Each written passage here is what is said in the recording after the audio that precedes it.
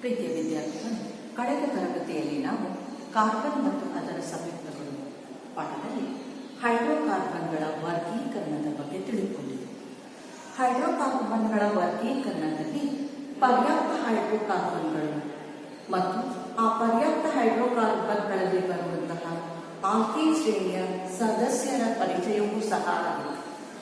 Alkane ಶ್ರೇಣಿಯ ಸದಸ್ಯರನ್ನ ಒಂದೊಂದಾಗಿ ಅವುಗಳನ್ನ ಕ್ರಮವಾಗಿ ಹೇಳುವಂತಹದ್ದು ಸಹ ನೀವು ಈಗಾಗಲೇ ತಿಳಿದಿದ್ದೀರ. ಜೊತೆಗೆ ನೆನ್ನೆ ಎಲ್ಲ ಪ್ರಾಕ್ಟೀಸ್ ಮಾಡಿ ಸಹ ನೀವು ಅದನ್ನು ಕಲ್ತಿರ್ತೀರಿ.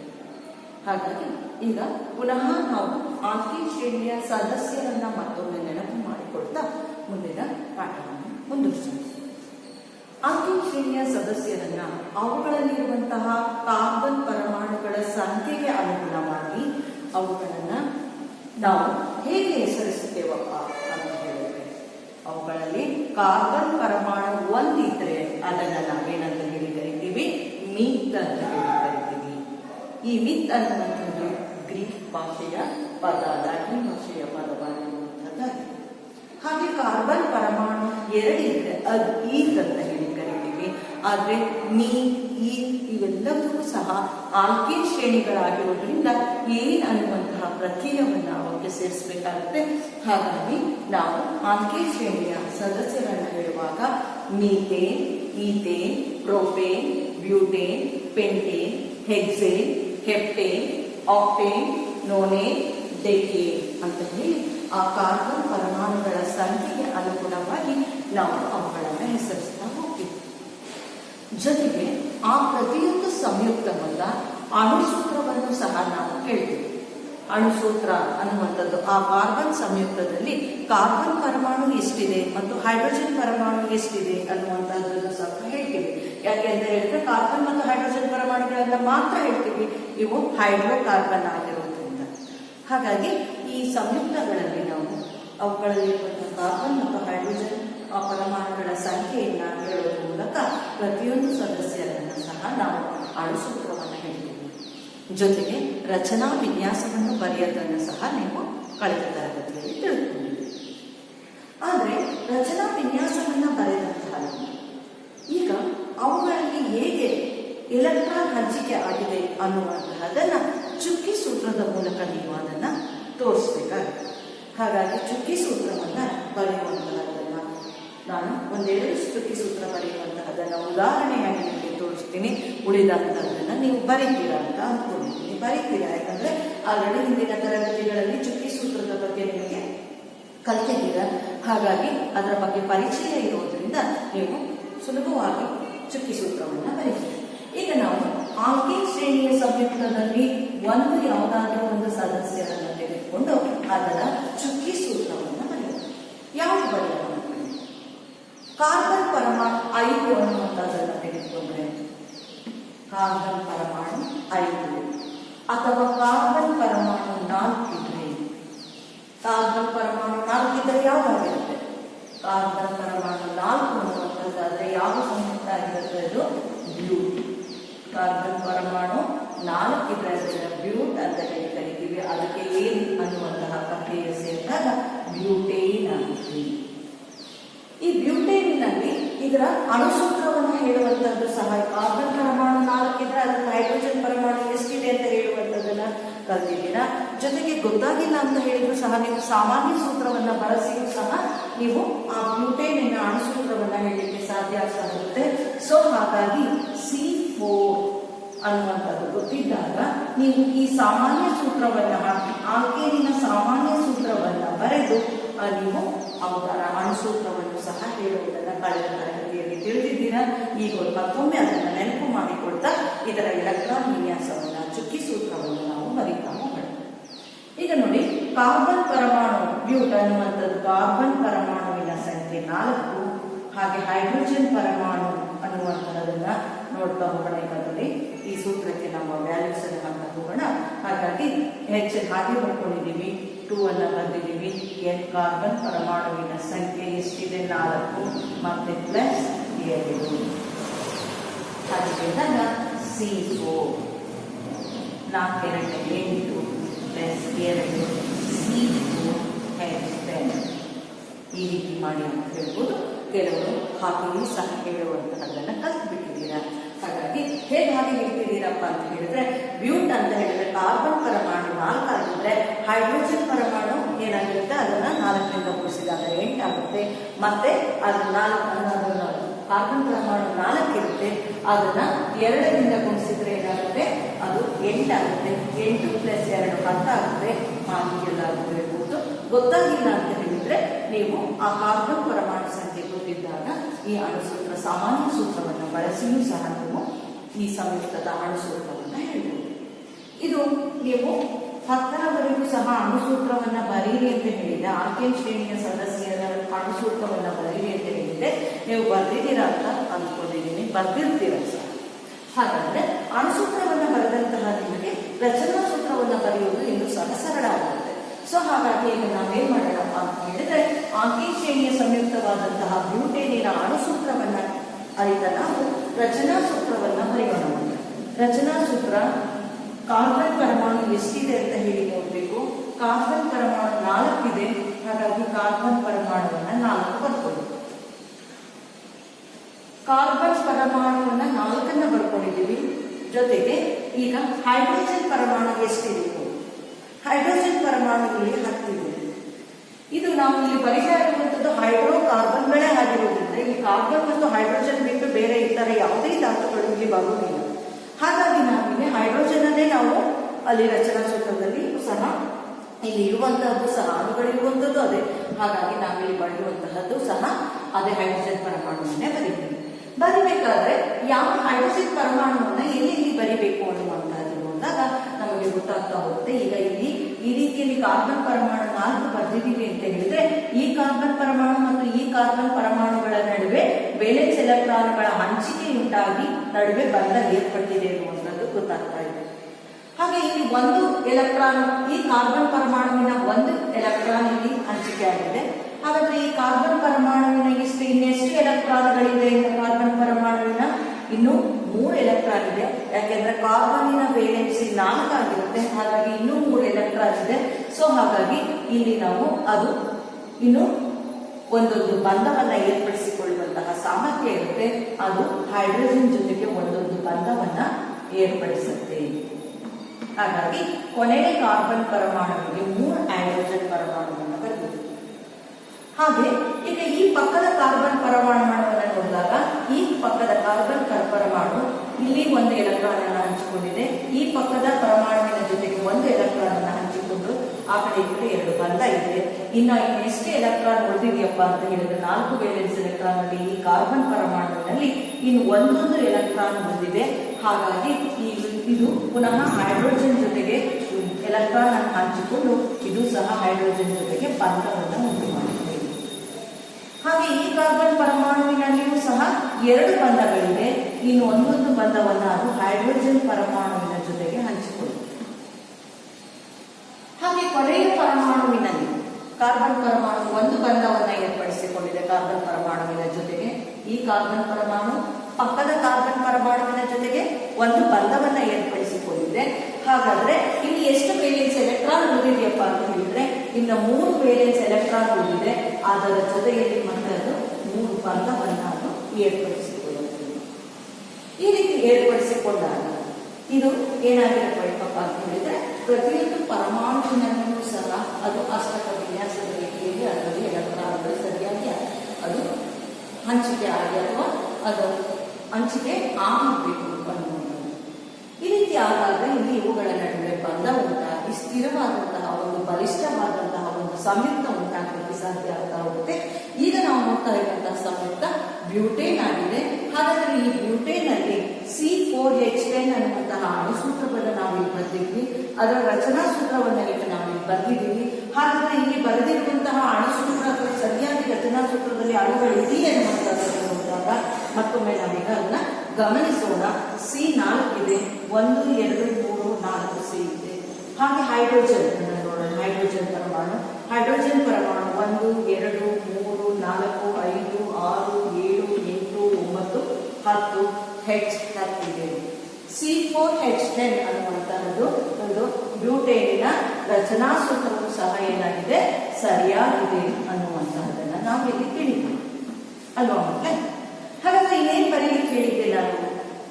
ಆಲ್ಕೇನ್ ಶ್ರೇಣಿಯ ಸಂಯುಕ್ತಗಳನ್ನ ಬರೆದಿದ್ದೀರಾ, ಆ ಆಲ್ಕೇನ್ ಶ್ರೇಣಿಯ ಸದಸ್ಯರ ಅಷ್ಟರನ್ನು ಸಹ ನೀವು ಬರೆದಿದ್ದೀರಾ, ಆ ಸದಸ್ಯರ ಅಣುಸೂತ್ರವನ್ನು ಸಹ ಬರೆದಿದ್ದೀರಾ, ರಚನಾ ಸೂತ್ರವನ್ನು ಸಹ ಬರೆದಿದ್ದೀರಾ. ಹಾಗಾದ್ರೆ ಈಗ ಇನ್ನೇನು ಬರೀಬೇಕಾಗಿದೆ ಮಕ್ಕಳೇ? ಏನ್ ಬರೀಬೇಕು? ಅದರಲ್ಲಿ ಇರುವಂತಹ ಚುಕ್ಕಿ ಸೂತ್ರವನ್ನು ನಾವು ಬರೆಯುವಂಥದ್ದು ಬರೀಲಿಕ್ಕೆ ಹೇಳಿದ್ದೆ ನೋಡಿ. ನೀವು ಬರೆದಿರುವಂತಹದ್ದು ಸರಿ ಇದೆ ಎನ್ನುವಂತಹದ್ದನ್ನ ಚೆಕ್ ಮಾಡ್ಕೊಳ್ಳಿ. ಈಗ ನಾವು ಚುಕ್ಕಿ ಸೂತ್ರವನ್ನು ಬರೀಬೇಕಾದ್ರೆ ಈಗ ನಾವು ಇಲ್ಲಿ ಕಾರ್ಬನ್ ಪರಮಾಣು ಎಷ್ಟಿದೆ ಅಂತ ಹೇಳಿ ನೋಡ್ಕೊಳ್ಳಿ. ಫಸ್ಟ್ ಕಾರ್ಬನ್ ಪರಮಾಣು 4 ಇದೆ. ಸೊ ಹಾಗಾಗಿ ನಾವು ಇಲ್ಲಿ ಚುಕ್ಕಿ ಸೂತ್ರವನ್ನ ರೆಪ್ರೆಸೆಂಟ್ ಮಾಡಬೇಕು ಸಹ ಇಲ್ಲಿ 4 ಕಾರ್ಬನ್ ಪರಮಾಣುವನ್ನು ಬರೀಬೇಕು. ಕಾರ್ಬನ್ ಪರಮಾಣುವನ್ನು ಬರೆಯುವಾಗ ಒಂದು ವೃತ್ತದ ಒಳಗೆ ಒಂದು ವೃತ್ತ ಬರುವ ಹಾಗೆ ಬರೀಬೇಕು ಅನ್ನುವಂಥದ್ದು ನಿಮಗೆ ಗೊತ್ತಿದೆ, ತಿಳಿದಿದೆ. ಹಾಗಾಗಿ ಈ ರೀತಿಯಲ್ಲಿ ಕಾರ್ಬನ್ ಪರಮಾಣುಗಳನ್ನ 4 ಕಾರ್ಬನ್ ಪರಮಾಣುಗಳನ್ನ ನೀವು ಈ ರೀತಿಯಲ್ಲಿ ಬರ್ಕೊಳ್ತೀವಿ ಅಲ್ವಾ ಮಕ್ಕಳೇ? ಈ ರೀತಿ 4 ಕಾರ್ಬನ್ ಪರಮಾಣುಗಳನ್ನ ಬರ್ಕೊಳ್ತೀವಿ. 1 2 3 4. ಹಾಗಾದ್ರೆ ಇನ್ನೂ ಒಂದು ಬರ್ದಿದ್ರೆ ಒಲಿಂಪಿಕ್ ರಿಂಗ್ ಆಗ್ತಿತ್ತಲ್ಲ ಮಿಸ್ ಅಂತ ಅನ್ಕೊಳ್ತಾ ಇದ್ದೀರಾ? ಇಲ್ಲ, ಬರೆಯುವಂತಹದ್ದು ರೀತಿ ಚೇಂಜ್ ಇರುತ್ತಲ್ವಾ, ಅದನ್ನ ಆಗ್ಲಿಕ್ಕೆ ಸದ್ಯಕ್ಕೆ ಈ ಸಿಚುಯೇಷನ್ ಅಲ್ಲಿ ಅದು ನೆನಪಾಗುತ್ತೆ ಬರೋಕ್ಕೋಸ್ಕರ. ಈಗ ನಾವು ಇಲ್ಲಿ ಹೈಡ್ರೋಜನ್ ಪರಮಾಣುವನ್ನು ಬರೀಬೇಕು. ಹೈಡ್ರೋಜನ್ ಪರಮಾಣುವನ್ನು ಬರೆಯುವಾಗ ಪ್ರತಿಯೊಂದು ಕಾರ್ಬನ್ ಪರಮಾಣುವಿನಲ್ಲಿ ಎಷ್ಟು ಹೈಡ್ರೋಜನ್ ಇದೆ ಅನ್ನುವಂತಹದ್ದನ್ನ ನೋಡಬೇಕು. ಅಷ್ಟು ನಾವು ಆ ಕಾರ್ಬನ್ ಪರಮಾಣುವಿಗೆ ಎಷ್ಟು ಹೈಡ್ರೋಜನ್ ಇದೆಯೋ ಅಷ್ಟೇ ವೃತ್ತವನ್ನು ನಾವು ಹಾಕಬೇಕು. ಮೊದಲಿನ ಕಾರ್ಬನ್ ಪರಮಾಣು ಇದರಲ್ಲಿ 3 ಹೈಡ್ರೋಜನ್ ಪರಮಾಣು ಇದೆ. ಸೊ ನಾವು 3 ಹೈಡ್ರೋಜನ್ ಸರ್ಕಲ್ ಅನ್ನು ಹಾಕಬೇಕು. 1 2 3. ಯಾವುದೇ ಕಾರಣಕ್ಕೂ ಹೈಡ್ರೋಜನ್ ಸರ್ಕಲ್ ಏನಾಗಬಾರ್ದು, ಒಂದಕ್ಕೊಂದು ತಾಗಿರಬಾರ್ದು. ಕಾರ್ಬನ್ ಪರಮಾಣುವಿಗೆ ಮಾತ್ರ ಅದು ತಾಗಿರಬೇಕು. ಹೈಡ್ರೋಜನ್ ಮತ್ತೆ ಹೈಡ್ರೋಜನ್, ಈ ಹೈಡ್ರೋಜನ್ ತಾಗಿರಬಾರ್ದು. ಮತ್ತೆ ಈ ಕಾರ್ಬನ್ಗೆ ಮಾತ್ರ ಅದು ಸಂಬಂಧಪಟ್ಟಿದ್ದಾಗಿರಬೇಕು. ಈ ಹೈಡ್ರೋಜನ್ ಹೋಗಿ ಇದಕ್ಕೂ ಸಹ ತಾಗಬೇಕು. ಆಗಿದೆ. ಈಗ ಮೊದಲನೇ ಕಾರ್ಬನ್ ಪರಮಾಣುವನ್ನು ಬರೆದಿದ್ದೀವಿ. ಇಲ್ಲಿ 3 ಹೈಡ್ರೋಜನ್ ಪರಮಾಣು ಇದೆ. 3 ಹೈಡ್ರೋಜನ್ ಪರಮಾಣುವನ್ನು ಬರೆದಿದ್ದೀವಿ.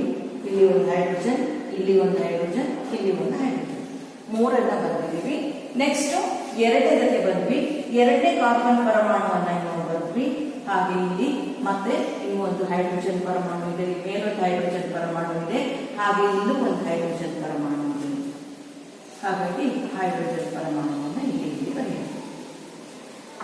ಹಾಗೆ ನೆಕ್ಸ್ಟ್ 3ನೇ ಕಾರ್ಬನ್ ಪರಮಾಣುವನ್ನು ಬರೆಯೋಣ.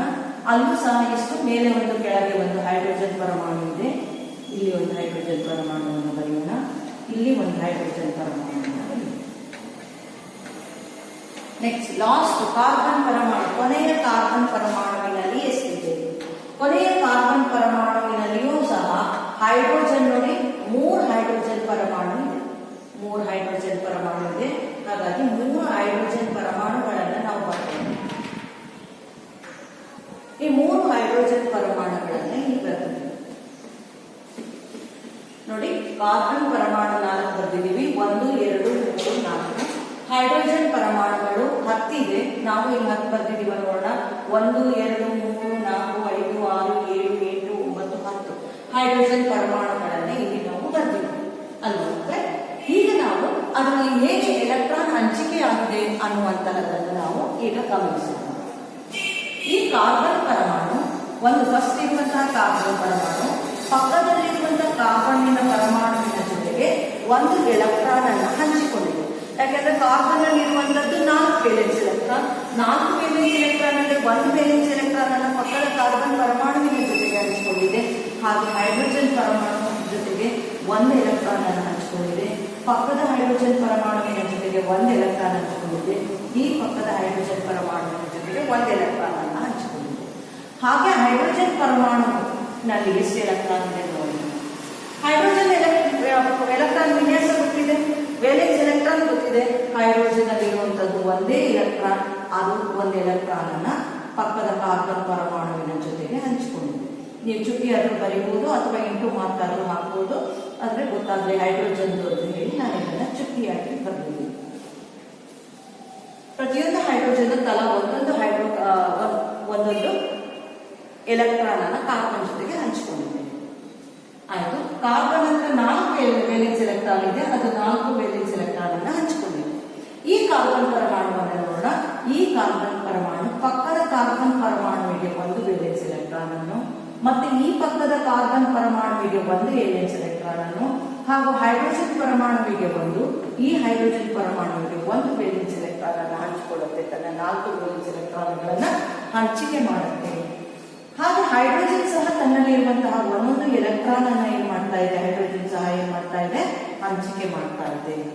ಹಾಗೆ ಈ ಕಡೆ ಕಾರ್ಬನ್ ಪರಮಾಣು ಸಹ ಅಷ್ಟೇ, ತನ್ನಲ್ಲಿರುವಂತಹ 4 ವೇಲೆನ್ಸ್ ಎಲೆಕ್ಟ್ರಾನ್ಗಳನ್ನು ಸಹ ಅದು ಏನ್ ಮಾಡ್ತಾ ಇದೆ, ಹಂಚಿಕೊಳ್ತಾ ಇದೆ. ಕಾರ್ಬನ್ ಪರಮಾಣುಗಳ ಜೊತೆಗೆ 2 ಹೈಡ್ರೋಜನ್ ಪರಮಾಣುವಿನ ಜೊತೆಗೆ ತನ್ನ ಒಂದೊಂದನ್ನ ಅದು ಹಂಚಿಕೊಳ್ತಾ ಇದೆ.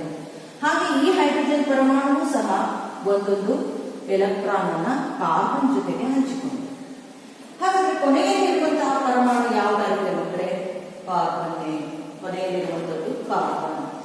ಈ ಕಾರ್ಬನ್ನಲ್ಲಿ ಸಹ ಎಷ್ಟು ವೇಲೆನ್ಸ್ ಎಲೆಕ್ಟ್ರಾನ್ ಇದೆ? 4 ಇದೆ.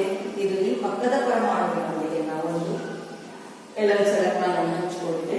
ಹೈಡ್ರೋಜನ್ ಪರಮಾಣುವಿನ ಜೊತೆಗೆ ಒಂದು, ಈ ಹೈಡ್ರೋಜನ್ ಪರಮಾಣುವಿನ ಜೊತೆಗೆ ಒಂದು, ಈ ಹೈಡ್ರೋಜನ್ ಪರಮಾಣುವಿನ ಜೊತೆಗೆ ಒಂದು ಎಲೆಕ್ಟ್ರಾನ್ ಅನ್ನು ಹಂಚಿಕೊಂಡಿದೆ.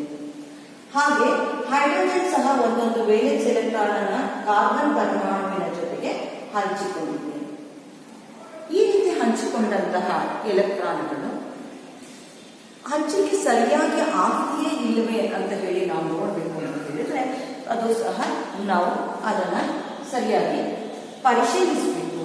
ಪ್ರತಿಯೊಂದು ಕಾರ್ಬನ್ನಿನಲ್ಲಿ NH2 NP6 ಅನ್ನುವಂತಹ ಒಂದು ಸ್ಥಿರ ವಿನ್ಯಾಸವನ್ನ ಪಡೆದು ಸಂತೃಪ್ತವಾಗಿದೆಯೇ ಅನ್ನುವಂಥದ್ದನ್ನು ಗಮನಿಸಬೇಕು. ಹಾಗೆ ಹೈಡ್ರೋಜನ್ 1s2 ಅನ್ನುವಂಥ ಸ್ಥಿರವಾದಂತಹ ಹೀಲಿಯಂ ವಿನ್ಯಾಸವನ್ನು ಹೊಂದಿದೆಯೇ ಅನ್ನುವಂಥದ್ದು ಸಂತೃಪ್ತವಾಗಿದೆಯೇ ಅನ್ನುವಂಥದ್ದನ್ನು ನಾವು ಗಮನಿಸಿದಾಗ ಇಲ್ಲಿ ನೋಡ್ತಾ ಹೋದಾಗ ಈಗ ನೋಡಿ ಇಲ್ಲಿ ಇದಕ್ಕೆ ಕಾರ್ಬನ್ ಪರಮಾಣು ಈಗ ಪ್ರತಿಯೊಂದರಲ್ಲೂ ಸಹ ಎಷ್ಟೆಷ್ಟು ಎಲೆಕ್ಟ್ರಾನ್ ಇದೆ ಅನ್ನುವಂಥದ್ದು ಬಂದಾಗ ಈಗ ಮೊದಲಿನ ಕಾರ್ಬನ್ ಪರಮಾಣುವಿನ ವೃತ್ತವನ್ನು ಮಾತ್ರ ನಾವು ಗಮನಿಸ್ತಾ ಹೋಗೋಣ.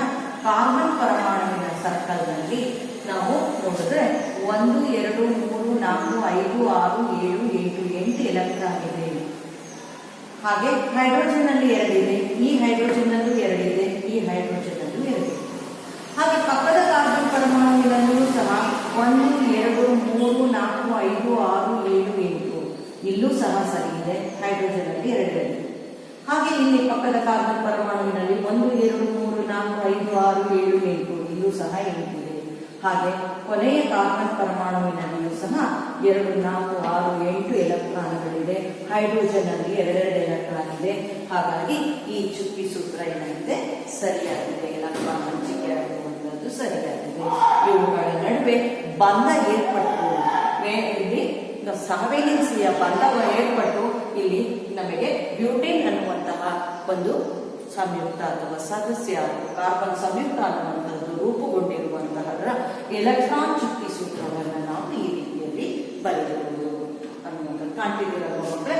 ರಚನಾ ಸೂತ್ರವನ್ನು ಬರೆದಂತಹ ನೀವು ಈಗ ನಾವು ಬರೆದಿರುವಂಥದ್ದು ಬ್ಯೂಟೇನ್ ಆಲ್ಕೀನ್ ಶ್ರೇಣಿಯ ಸದಸ್ಯ ಬ್ಯೂಟೇನ್ ನ ಚುಕ್ಕಿ ಸೂತ್ರವನ್ನ ಬರೆಯಿರಿ ಅಂತ ಹೇಳಿದ್ರೆ ನೀವು ಬರೀತೀರಲ್ವ ಮಕ್ಕಳೇ. ಹಾಗೆ ಆಲ್ಕೇನ್ ಶ್ರೇಣಿಯಲ್ಲಿ ಬರುವಂತಹ ಎಲ್ಲ ಸದಸ್ಯ ಕಾರ್ಬನ್ ಸಂಯುಕ್ತಗಳ ಚುಕ್ಕಿ ಸೂತ್ರವನ್ನ ನೀವು ಬರೆದು ಅದನ್ನ ಪ್ರಾಕ್ಟೀಸ್ ಮಾಡಿ ಮಕ್ಕಳೇ. ಬರ್ತಿರ್ತೀರ, ಜೊತೆಗೆ ಅದು ನಿಮಗೆ ಗೃಹಪಾಠ ಸಹ ಚಟುವಟಿಕೆಯಾಗಿ ನೀವು ಈ ಆಲ್ಕೇನ್ ಶ್ರೇಣಿಯಲ್ಲಿ ಬರುವಂತಹ ಎಲ್ಲ ಸಂಯುಕ್ತಗಳ ಚುಕ್ಕಿ ಸೂತ್ರವನ್ನ ಬರೀಬೇಕು. ಅರ್ಥ ಆಗಿದೆ ಅಂತ ಅನ್ಕೊಳ್ತೀನಿ. ಈಗ ನಾವು ಮುಂದಿನ ಅಂಶಕ್ಕೆ ಕಲಿಕೆಯ ಕಡೆಗೆ ಗಮನವನ್ನು ಕೊಡೋಣ. ಹಾಗಾದ್ರೆ ನೆಕ್ಸ್ಟ್ ಇರುವಂತಹದ್ದು ಯಾವ್ದಪ್ಪ ಅಂತ ಹೇಳಿ ಇದನ್ನ ಬರ್ಕೊಂಡಿದ್ದೀರ ಅಲ್ವಾ ಮಕ್ಕಳ? ಇದನ್ನ ಬರ್ಕೊಂಡ್ರಲ್ವಾ? ಗೊತ್ತಾಗ್ತಾ ಇದೆ ಅಲ್ವಾ? ಹಂಚಿಕೆ ಆಗಿರುವಂತಹದ್ದು ಇಲ್ಲ. ಹಾಗಾಗಿ ಈಗ ನಾವೇನ್ ಕಲ್ತ್ಕೊಪ್ಪ ಅಂದ್ರೆ ಪರ್ಯಾಪ್ತ ಹೈಡ್ರೋಕಾರ್ಬನ್ಗಳಲ್ಲಿ ಆಲ್ಕೀನಿನ ಬಗ್ಗೆ ಕಲಿತ್ವಿ. ಆಲ್ಕೀನಿನ ಜನರಲ್ವಾಗಿದ್ದಾಗ ಸಾಮಾನ್ಯ ಸೂತ್ರ CnH2n+2.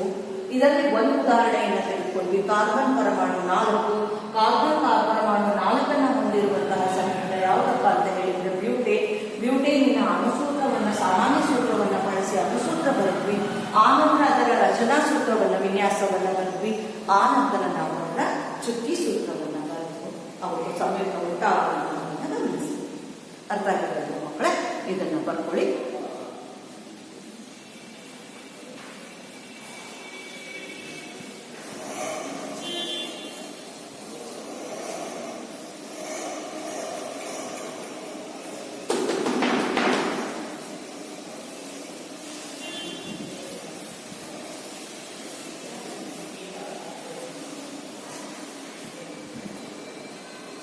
ಕಾರ್ಬನ್ ಮತ್ತು ಅದರ ಸಂಯುಕ್ತಗಳು ಪಾಠದಲ್ಲಿ ನಾವು ಕಾರ್ಬನ್ನಿನ ಅನನ್ಯ ಗುಣದ ಬಗ್ಗೆ ನಾವು ಹೆಚ್ಚು ಗಮನವನ್ನು ವಹಿಸಿದ್ವಿ. ಭಾಗ 1, ಭಾಗ 2, ಭಾಗ 3.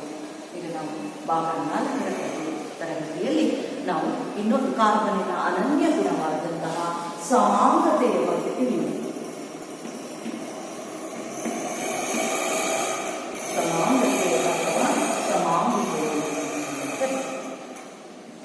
ಸಮಾಂಗತೆ ಅಂತ ಹೇಳಿದ್ರೆ ಏನು? ಸಮಾಂಗತೆ ಅಂತ ಹೇಳಿದ್ರೆ ಮಕ್ಕಳೇ, ಒಂದೇ ಅಣುಸೂತ್ರ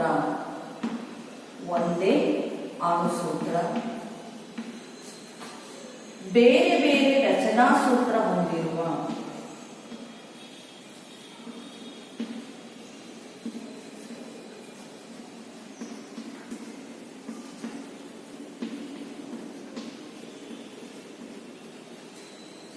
ಒಂದೇ ಅಣುಸೂತ್ರ ಬೇರೆ ಬೇರೆ ರಚನಾ ಸೂತ್ರ ಹೊಂದಿರುವಂತಹ ಸಂಯುಕ್ತಗಳಿಗೆ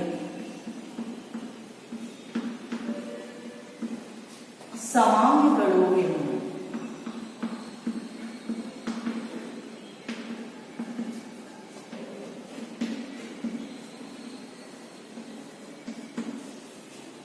ಈ ವಿದ್ಯಮಾನಕ್ಕೆ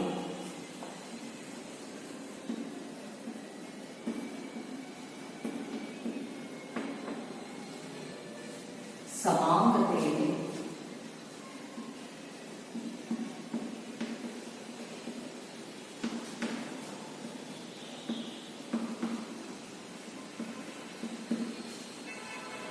ಕಾರ್ಬನ್ನಿನ ಅನನ್ಯ ಗುಣಗಳಲ್ಲಿ ಒಂದು ಕೆಟನೀಕರಣ, ಇನ್ನೊಂದು ಚತುರ್ವೇಲೆನ್ಸಿ, ಮತ್ತೊಂದು ಸಮಾಂಗತೆ.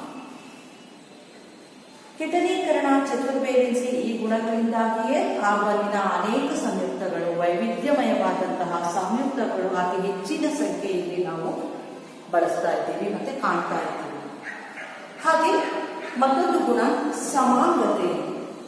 ಸಮಾಂಗತೆ ಅನ್ನುವಂತಹದ್ದು ಇಲ್ಲಿ ಏನಪ್ಪ ನೀವು ನೆನಪಿಟ್ಕೊಳ್ಬೇಕಾಗಿರೋದು ಅಂತ ಹೇಳಿದ್ರೆ, ಆ ಸಂಯುಕ್ತದ ಅಣುಸೂತ್ರ ಒಂದೇ ಆಗಿರುತ್ತೆ, ಅವುಗಳಲ್ಲಿರುವಂತಹ ಅಣುಗಳ ಸಂಖ್ಯೆ ಒಂದೇ ಆಗಿರುತ್ತೆ, ಆದ್ರೆ ಆ ಅಣುಗಳ ಜೋಡಣೆಯಲ್ಲಿ ಏನಾಗಿರುತ್ತೆ, ವ್ಯತ್ಯಾಸ ಕಂಡುಬರುವಂತಹದ್ದಾಗಿರುತ್ತೆ. ಹಾಗಾಗಿ ಇಲ್ಲಿ ನಾವು ಸಮಾಂಗತೆ ಅಂತ ಹೇಳಿದ್ರೆ ಒಂದೇ ಅಣುಸೂತ್ರ ಬೇರೆ ಬೇರೆ ರಚನಾ ಸೂತ್ರವನ್ನ ಅಥವಾ ರಚನಾ ವಿನ್ಯಾಸವನ್ನ ಹೊಂದಿರುವುದು, ಸೂತ್ರ ಅಥವಾ ರಚನಾ ವಿನ್ಯಾಸವನ್ನ ಹೊಂದಿರುವಂತಹ ಸಂಯುಕ್ತಗಳಿಗೆ ನಾವೇನಂತ ಹೇಳಿದ್ರೆ ಸಮಾಂಗಿಗಳು. ಈ ಪ್ರಕ್ರಿಯೆ ವಿದ್ಯಮಾನಗಳಿವೆ, ಇದನ್ನ ಸಮಾಂಗತೆ ಕರೀತೀವಿ. ಹಾಗಾದ್ರೆ ಹೇಗೆ ಇದಕ್ಕೆ ಉದಾಹರಣೆಯನ್ನ ನೋಡೋದಾದ್ರೆ, ನಿಮ್ಮ ಪಠ್ಯಪುಸ್ತಕದಲ್ಲಿ ಇರುವಂತಹ ಉದಾಹರಣೆಯನ್ನು ತೆಗೆದುಕೊಳ್ಳೋದಾದ್ರೆ ಇಲ್ಲಿಯೂ ಸಹ ನಮಗೆ ಉದಾಹರಣೆಯಾಗಿ ಪಠ್ಯಪುಸ್ತಕದಲ್ಲಿ ಬ್ಯೂಟೇನ್ ಈಗಾಗಲೇ ಕಲಿತಿರೋದ್ರಿಂದ, ಈಗಷ್ಟೇ ನಾವು ಮಾಡಿರೋದ್ರಿಂದ ಬ್ಯೂಟೇನ್ ಅನ್ನುವಂಥದ್ದು ಅದರ ಅಣುಸೂತ್ರ, ಕಾರ್ಬನ್ನಿನ ಪರಮಾಣು ಸಂಖ್ಯೆ ಎಷ್ಟಿರುತ್ತೆ ಬ್ಯೂಟೇನ್ ನಲ್ಲಿ? 4 ಇರುತ್ತೆ. ಹಾಗಾಗಿ ಕಾರ್ಬನ್ನಿನ ಪರಮಾಣು 4 ಇರುತ್ತೆ. ಹೈಡ್ರೋಜನ್ ಎಷ್ಟಿರುತ್ತೆ? ಹೇಗಾದ್ರೂ ಸೂತ್ರ ಹಾಕಿ ಆದ್ರೂ ಮಾಡ್ಬೋದು, ಹಾಗೆ ಆದ್ರೂ ನೆನಪು ಮಾಡ್ಕೊಳ್ಬಹುದು. ಇಲ್ಲ ಅಂತ ಹೇಳಿದ್ರೆ C4H ಬರೆದು ಇಲ್ಲಿ ಇರುವಂತಹ H2N+2 ಸೂತ್ರ ನೆನಪು ಮಾಡಿಕೊಂಡ್ರು 4 2 8 + 2 10 C4H10 ಅನ್ನುವಂತಹದನ್ನ ನೀವು ಬರೀತೀರಿ. ಇದು ಅಣುಸೂತ್ರ. ಇಲ್ಲಿ ನೋಡಿ, ಈಗ ಬ್ಯೂಟೇನ್ ಅನ್ನುವಂಥದ್ದು ಒಂದೇ ಅಣುಸೂತ್ರ ಇದೆ. ಆ ಅಣ್ಣಾಗ ಈಗ ಅದರಲ್ಲಿ ವಿಭಿನ್ನವಾದಂತಹ ಅಥವಾ ಬೇರೆ ಬೇರೆಯಾದಂತಹ ರಚನಾ ವಿನ್ಯಾಸವನ್ನ ಈಗ ನಾವು ಬರೀತಾ ಹೋದಾಗ ಸಮಾಂಗತೆಯನ್ನ ನಾನು ನಿಮಗೆ ತಿಳಿಸಿದಾಗ ಈಗ ನೋಡೋಣ. ಮೊದಲಿಗೆ ಬರೆದ ಹಾಗೆ ಬ್ಯೂಟೇನಿನ ರಚನಾ ಸೂತ್ರವನ್ನ ಬರೀತಾ ಹೋಗ್ತೀನಿ. ಕಾರ್ಬನ್ 4 ಪರಮಾಣು ಇದೆ. ಅದರಲ್ಲಿರುವಂತಹ ವೇಲೆನ್ಸ್ ಎಲೆಕ್ಟ್ರಾನ್ಗಳಿಗೆ ಅನುಗುಣವಾಗಿ ಅದು ಹೈಡ್ರೋಜನ್ ಪರಮಾಣುಗಳೊಂದಿಗೂ ಸಹ ಬಂಧವನ್ನ ಏರ್ಪಡಿಸಿಕೊಂಡು ಅದು C4H10 ಅನ್ನುವಂತಹ ಒಂದು ಸಂಯುಕ್ತವಾಗಿ ರೂಪುಗೊಂಡಂತಹ ರಚನಾ ವಿನ್ಯಾಸವನ್ನ ಇಲ್ಲಿ ಕಾಣ್ತಾ ಇದ್ದೀರಾ. ಹಾಗಾಗಿ ಈಗ C4H10 ಇದೆ ನೋಡಿದಾಗ ಇಲ್ಲಿ ನೋಡಬಹುದು 1 2 3 4 ಕಾರ್ಬನ್ ಪರಮಾಣು, 1 2 3 4 5 6 7 8 9 10 ಹೈಡ್ರೋಜನ್ ಪರಮಾಣು ಇದೆ. ಹಾಗಾಗಿ ಈ ರೀತಿಯಲ್ಲಿ ಬರೆದಂತಹ ಒಂದು ರಚನೆಯಿಂದ ನಾವು ಏನಂತೀವಪ್ಪ ಅಂತ ಹೇಳಿದ್ರೆ N ಬ್ಯೂಟೇನ್ ಏನಂತ ಹೇಳ್ತೀವಿ ಮಕ್ಕಳು, ಇದನ್ನ N ಬ್ಯೂಟೇನ್. ನೆಕ್ಸ್ಟ್ ಇದೇ ಬ್ಯೂಟೇನ್ ಅನ್ನ ಇನ್ನೊಂದು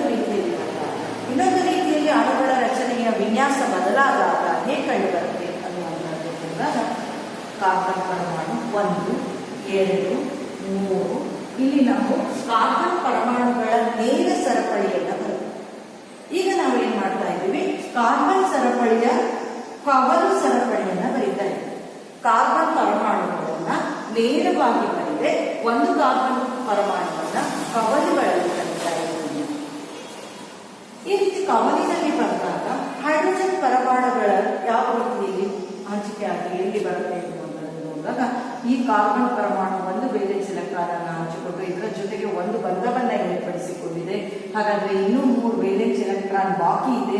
ಹಾಗಾಗಿ ಅದು ಇನ್ನು ಈ ಕಡೆಯಲ್ಲಿ 3 ಬಂಧಗಳನ್ನ ಏರ್ಪಡಿಸಿಕೊಳ್ಬೇಕಾಗಿದೆ. ಕಾರ್ಬನ್ ಪರಮಾಣು ಇರೋದೇ 4, ಸೊ 4 ಬಂಧ ಆಗಿದೆ. ಇನ್ನ ಯಾವುದ್ರ ಜೊತೆಗೆ ಅದು ಬಂಧ ಏರ್ಪಡಿಸುತ್ತೆ, ಹೈಡ್ರೋಜನ್ ಜೊತೆಗೆ ಬಂಧವನ್ನ ಅದು ಏರ್ಪಡಿಸುತ್ತೆ. ಇದಕ್ಕೆ ಹೈಡ್ರೋಜನ್ ಜೊತೆಗೆ ಬಂಧವನ್ನ ಏರ್ಪಡಿಸಿ ಇಲ್ಲಿ 3 ಪರಮಾಣು ಮತ್ತು ಈ ಪಕ್ಕದ ಕಾರ್ಬನ್ ಪರಮಾಣು ಎರಡು ಅಕ್ಕಪಕ್ಕದ 2 ಕಾರ್ಬನ್ ಪರಮಾಣುವಿನ ನಡುವೆ ಬಂಧವನ್ನು ಏರ್ಪಡಿಸಿದೆ. ಹಾಗೆ ಕೆಳಗೂ ಸಹ ಒಂದು ಬಂಧವನ್ನು ಏರ್ಪಡಿಸಿದೆ. ಹಾಗಾದ್ರೆ ಈಗ ಒಂದು ಬಂಧ ಮಾತ್ರ ಅದು ಏರ್ಪಡಿಸಲಿಕ್ಕೆ ಸಾಧ್ಯ ಆಗುತ್ತೆ. ಹಾಗಾಗಿ ಇದು ಆ ಬಂಧವನ್ನು ಹೈಡ್ರೋಜನ್ ಜೊತೆಯಲ್ಲಿ ಏರ್ಪಡಿಸುತ್ತೆ. ಹಾಗೆ ಈ ಕೊನೆಯಲ್ಲಿರುವಂತಹ ಕಾರ್ಬನ್ ಪರಮಾಣು ಹಿಂದಿನ ಕಾರ್ಬನ್ ಪರಮಾಣುವಿನ ಜೊತೆಗೆ ಒಂದು ಬಂಧವನ್ನ ಏರ್ಪಡಿಸಿದೆ. ಇನ್ನು 3 ಬಂಧವನ್ನ ಏರ್ಪಡಿಸಲಿಕ್ಕೆ ಸಾಧ್ಯ ಇದೆ. ಹಾಗಾಗಿ ಇದು ಈ ರೀತಿಯಲ್ಲಿ 3 ಬಂಧವನ್ನು ಹೈಡ್ರೋಜನ್ ಪರಮಾಣುವಿನ ಜೊತೆಗೆ ಬಂಧವನ್ನ ಏರ್ಪಡಿಸುತ್ತೆ. ಹಾಗೆ ಇಲ್ಲೊಂದು ಕಾರ್ಬನ್ ಇದೆ, ಕವಲ ಸರಪಳಿಯನ್ನ ಮಾಡಿದ್ದೀವಿ. ಇಲ್ಲಿ ಒಂದು ಕಾರ್ಬನ್ ಇದೆ. ಈ ಕಾರ್ಬನ್ ಪರಮಾಣು ಇದರ ಜೊತೆಗೆ ಒಂದು ಬಂಧವನ್ನ ಏರ್ಪಡಿಸಿದೆ. ಇನ್ನು 3 ಬಂಧಗಳು ಬಾಕಿ ಇದೆ. ಆ 3 ಬಂಧಗಳನ್ನ ಹೈಡ್ರೋಜನ್ ಜೊತೆಯಲ್ಲಿ ಅದು ಏರ್ಪಡಿಸಿಕೊಳ್ಳುತ್ತೆ. ಈ ರೀತಿಯಲ್ಲಿ ಕಾರ್ಬನ್ ಪರಮಾಣು ಇದರಲ್ಲಿ 4 ಇದೆ. ಹೈಡ್ರೋಜನ್ ಪರಮಾಣು ಎಷ್ಟಿದೆ ನೋಡೋಣ. 1 2 3 4 5 6 7 8 9 10 ಇದೆ. ಕಾರ್ಬನ್ ಪರಮಾಣು 4, ಹೈಡ್ರೋಜನ್ ಪರಮಾಣು 10 ಹೊಂದಿರುವಂತಹ ರಚನಾ ವಿನ್ಯಾಸ ಮೊದಲಿನಕ್ಕಿಂತ ಏನಾಗಿದೆ, ಬದಲಾಗಿರುವಂತಹ ಕಂಡುಬರುವಂತಹ ಈ ಕವಲು ಸರಪಳಿಯಲ್ಲಿ ಕಂಡುಬರುವಂತಹ ಈ ಬ್ಯೂಟೇನ್ ಅನ್ನ ಏನಂತ ಹೇಳಿ ಕರಿತೀವಪ್ಪ ಅಂತ ಹೇಳಿದ್ರೆ ಐಸೋಬ್ಯೂಟೇನ್ ಅಂತ ಹೇಳಿ ಕರಿತೀವಿ. ಏನಂತ ಹೇಳಿ ಕರಿತೀವಿ, ಐಸೋಬ್ಯೂಟೇನ್.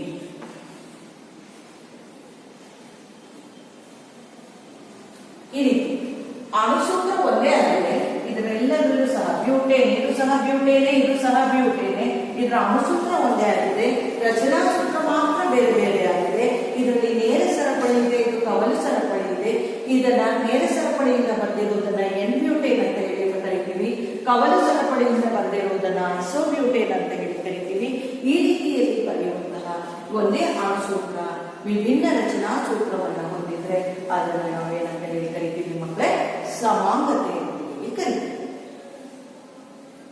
ಅರ್ಥ ಆಗ್ತಿದೆಯಲ್ಲ ಮಕ್ಕಳೇ? ಇದನ್ನ ನಾನು ಬರೀ ರೈಟ್ ಮಾರ್ಕ್ ಹಾಕಿರೋದು. ಇದು ಮತ್ತೆ ಬಂಧ ಅಲ್ಲ. ಕಾರ್ಬನ್ ಪರಮಾಣುಗಳನ್ನ ನಾವು ಅದನ್ನ ಕೌಂಟ್ ಮಾಡ್ಲಿಕ್ಕೆ ಅಂತ ಹೇಳಿ ಇದನ್ನ ನಾವು ಹೀಗೆ ಹಾಕಿರೋದು, ಬಂಧ ಅಲ್ಲ.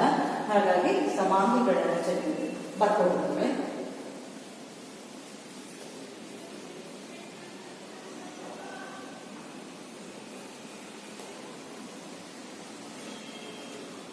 ಈಗ ಇನ್ನೊಂದು ಉದಾಹರಣೆಯನ್ನು ತಗೊಳ್ಳಿ.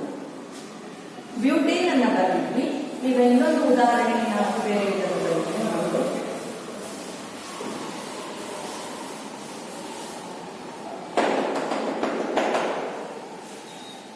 ಇದರಲ್ಲಿ ಇನ್ನೊಂದು ಉದಾಹರಣೆಯನ್ನು ತಗೊಳ್ಳೋದಾದ್ರೆ ಪೆಂಟೇನ್ ಅನ್ನುವಂಥದ್ದು.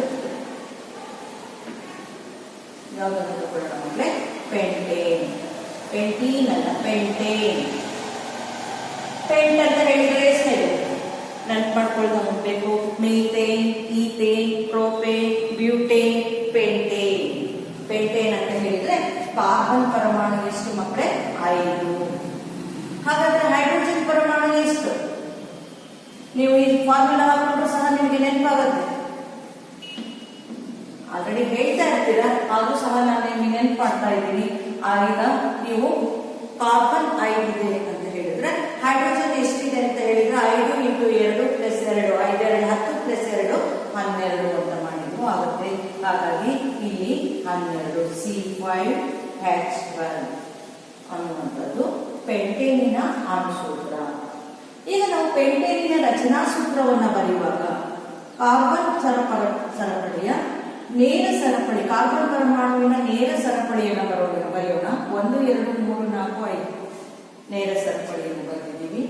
ಹಾಗೆ ಅದರಲ್ಲಿ ಎಲೆಕ್ಟ್ರಾನ್ ಹಂಚಿಕೆಯನ್ನು ಸಹ ಬರೀತಾ ಇದ್ದೀವಿ. ಪ್ರತಿಯೊಂದು ಕಾರ್ಬನ್ ಪರಮಾಣು ಸಹ 4 ವೇಲೆನ್ಸ್ ಎಲೆಕ್ಟ್ರಾನ್ಗಳನ್ನು ಹೊಂದಿರೋದ್ರಿಂದ 4 ಹೈಡ್ರೋಜನ್ 3 ಕೊನೆಯಲ್ಲಿ ಇರುವಂತಹ ಕಾರ್ಬನ್ ಪರಮಾಣು 3 ಹೈಡ್ರೋಜನ್ ಪರಮಾಣುವಿನೊಂದಿಗೂ ಮತ್ತು 1 ಕಾರ್ಬನ್ ಪರಮಾಣುವಿನೊಂದಿಗೂ ಬಂಧವನ್ನು ಏರ್ಪಡಿಸಿಕೊಳ್ಳುತ್ತೆ. ಈ ರೀತಿ ಪ್ರತಿಯೊಂದು ಪರಮಾಣು ಸಹ 4 ಬಂಧಗಳನ್ನ ಹೊಂದಿರುವಂತಹದ್ದನ್ನ ನಾವು ಹೊಂದಿದ್ರೆ ಪ್ರತಿಯೊಂದು ಜೊತೆಗೂ ಒಂದೊಂದು ಎಲೆಕ್ಟ್ರಾನ್ ಅನ್ನು ಹಂಚಿಕೊಳ್ಳುವುದರ ಮೂಲಕ ಅವುಗಳ ನಡುವೆ ಬಂಧ ಉಂಟಾಗುವುದನ್ನು ನಾವು ಕಾಣ್ತಾ ಹೋಗ್ತೀವಿ. ಹಾಗಾಗಿ ಇಲ್ಲಿ ನಾವು ಹೈಡ್ರೋಜನ್ ಅನ್ನ ಈಗ ಆರಾಮಾಗಿ ಕರ್ಕೊಂಡು ಹೋಗ್ಬೋದು. ಗೊತ್ತಾಗ್ತಾ ಇದೆ ನಿಮಗೆ ಹೇಗೆ ಬಂಧ ಉಂಟಾಗುತ್ತೆ ಎನ್ನುವಂಥದ್ದು ಗೊತ್ತಾಗಿದೆ. ಹಾಗಾಗಿ ಪ್ರತಿಯೊಂದು ಕಾರ್ಬನ್ ಪರಮಾಣುವಿನಲ್ಲಿಯೂ ಸಹ 4 ವೇಲೆನ್ಸ್ ಎಲೆಕ್ಟ್ರಾನ್ ಇರುತ್ತೆ ಅನ್ನುವಂಥದ್ದು ಗೊತ್ತಾಗಿದೆ. ಹಾಗಾಗಿ ಇಲ್ಲಿ ಕಾರ್ಬನ್ ಪರಮಾಣುವಿನ ನಂತರ ಬರುವಂಥದ್ದು ಇದು ಹೈಡ್ರೋಕಾರ್ಬನ್ ಆಗಿರೋದ್ರಿಂದ ಹೈಡ್ರೋಜನ್ ಮಾತ್ರ ಬರುತ್ತೆ. ಹಾಗಾಗಿ ಇದು ಪೆಂಟೇನಿನ C5H12 ನ ರಚನಾ ಸೂತ್ರ. ಇದನ್ನ ಎನ್ ಪೆಂಟೇನ್ ಅಂತ ಹೇಳಿ ಕರೀತೀವಿ. ನಾರ್ಮಲ್ ಪೆಂಟೇನ್, ಎನ್ ಪೆಂಟೇನ್ ಅಂತ ಹೇಳಿ ಕರೀತೀವಿ. ಹಾಗಾದ್ರೆ ಇಲ್ಲಿ C5H12 ಇದೆಯಾ ಅನ್ನುವಂಥದ್ದನ್ನ ನಾವು ಮತ್ತೊಮ್ಮೆ ಚೆಕ್ ಮಾಡ್ಬೇಡ. 1 2 3 4 5 ಸರಿ ಇದೆ. ಕಾರ್ಬನ್ ಪರಮಾಣುವನ್ನು ನೋಡಿದಾಗ ಹೈಡ್ರೋಜನ್ ಪರಮಾಣು 1 2 3 4 5 6 7 8 9 10 11 12. ಹಾಗಾಗಿ ಈಗ ನಾವು ಅಣುಸೂತ್ರ ಒಂದೇ ಇತ್ತು, ಅದರಲ್ಲಿ ಒಂದು ವಿಧದ ಎನ್ ಟೈಪ್ ಆಫ್ ಪೆಂಟೇನ್ ಅನ್ನ ಬರ್ತೀವಿ.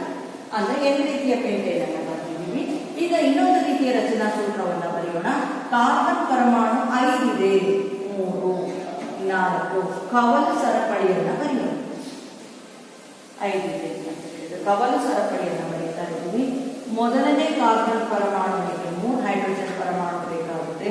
ಇದು ಪಕ್ಕದ ಕಾರ್ಬನ್ ಪರಮಾಣುವಿನಲ್ಲಿ ಆಲ್ರೆಡಿ 2 ಬಂಧ ಇದೆ, ಇನ್ನು ಕೇವಲ 2 ಬಂಧ ಮಾತ್ರ ಉಂಟಾಗುತ್ತೆ. ಹಾಗೆ 3ನೇ ಪರಮಾಣುವಿನಲ್ಲಿ ಆಲ್ರೆಡಿ 3 ಇದೆ, ಹಾಗಾಗಿ 1 ಬಂಧ ಮಾತ್ರ ಬೇಕಾಗುತ್ತೆ. ಈ ಕೊನೆಯದರಲ್ಲಿ ಎಷ್ಟಾಗಿರುತ್ತೆ? 1 ನಾಚಿಕೆ ಆಗಿದೆ, ಇನ್ನು 3 ಎಲೆಕ್ಟ್ರಾನ್ ಹಾಗೆ ಇದೆ. ಈ ಕಾರ್ಬನ್ ಪರಮಾಣು 1 ಬಂಧವನ್ನು ಏರ್ಪಡಿಸಿದೆ, ಇನ್ನು 3 ಬಂಧಗಳು ಉಳಿಯುತ್ತೆ. ಹಾಗಾಗಿ ಯಾವುದ್ರ ಜೊತೆಗೆ ಇವು ಬಂಧ ಏರ್ಪಡಿಸಿಕೊಳ್ಳುತ್ತೆ? ಹೈಡ್ರೋಜನ್ ಜೊತೆಯಲ್ಲಿ ಅದು ಬಂಧವನ್ನ ಏರ್ಪಡಿಸಿಕೊಳ್ಳುತ್ತೆ. ಈ ರೀತಿಯಲ್ಲಿ ಕವಲು ಸರಪಳಿಯ ರೂಪದಲ್ಲಿ ಅದು ಕಂಡು ಬಂತು ಅಂತ ಹೇಳಿದ್ರೆ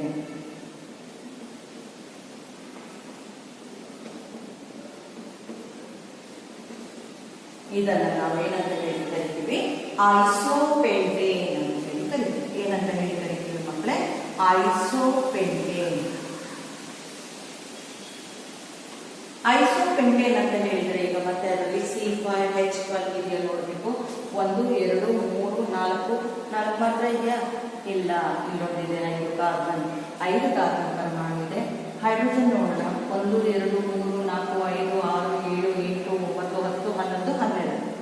ಹಾಗಾಗಿ C5H12 ಸರಿ ಇದೆ. ಇದು ಎನ್ ಪೆಂಟೇನ್ ಆದ್ರೆ, ನಾರ್ಮಲ್ ಪೆಂಟೇನ್ ಆದ್ರೆ ಇದು ಐಸೋಪೆಂಟೇನ್. ಇನ್ನೊಂದು ರೀತಿಯಲ್ಲಿಯೂ ಸಹ ಅದರ ರಚನಾ ವಿನ್ಯಾಸವನ್ನು ಬರೀಬಹುದು ಮಕ್ಕಳೇ. ಇನ್ನೊಂದು ರೀತಿಯಲ್ಲಿ ಹೇಗಪ್ಪ ಅಂತ ಹೇಳಿದ್ರೆ, ಕಾರ್ಬನ್ ಪರಮಾಣು 5 1 2 3 ಕವಲು ಸರಪಳಿಯನ್ನ ಬರೀತಾ ಇದ್ದಾಗ ಅದೇ ರೀತಿಯಲ್ಲಿ ಕಾರ್ಬನ್ ಪರಮಾಣುವನ್ನ ಇಲ್ಲೂ ಒಂದು ಬರ್ಕೊಳ್ಳೋಣ, ಇಲ್ಲೂ ಒಂದು ಬರೆಯೋಣ. 5 ಕಾರ್ಬನ್ ಪರಮಾಣು.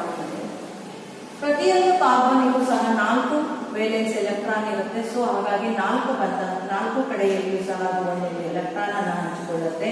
ಹಾಗಾಗಿ ಈಗ ನಾವು ಇಲ್ಲಿ ಸುತ್ತ ಇದ್ದು ಹೈಡ್ರೋಜನ್ ಜೊತೆಗೆ ಬಂಧವನ್ನ ಏರ್ಪಡಿಸೋದ್ರಿಂದ ನಾವು ಧೈರ್ಯವಾಗಿ ಈ ಹೈಡ್ರೋಜನ್ಗಳನ್ನು ಬರೀಬಹುದು.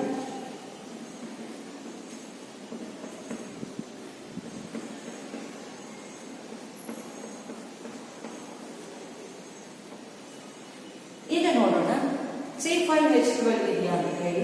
1 2 3 4 5 ಕಾರ್ಬನ್ 5 ಇದೆ. ಹೈಡ್ರೋಜನ್ 1 2 3 4 5 6 7 8 9 10 11 12 ಇದೆ. C5H12 ಇದೆ. ಹಾಗಾಗಿ ಇದನ್ನ ನಾವೇನಂತ ಹೇಳಿ ಕರಿತೀವಪ್ಪ ಅಂತ ಹೇಳಿದ್ರೆ ನಿಯೋಪೆಂಟೇನ್. ಏನಂತ ಹೇಳಿ ಕರಿತೀವಿ ಮಕ್ಕಳೇ? ನಿಯೋಪೆಂಟೇನ್ ಅಂತ ಹೇಳಿ ಕರಿತೀವಿ. ನಿಯೋಪೆಂಟೇನ್.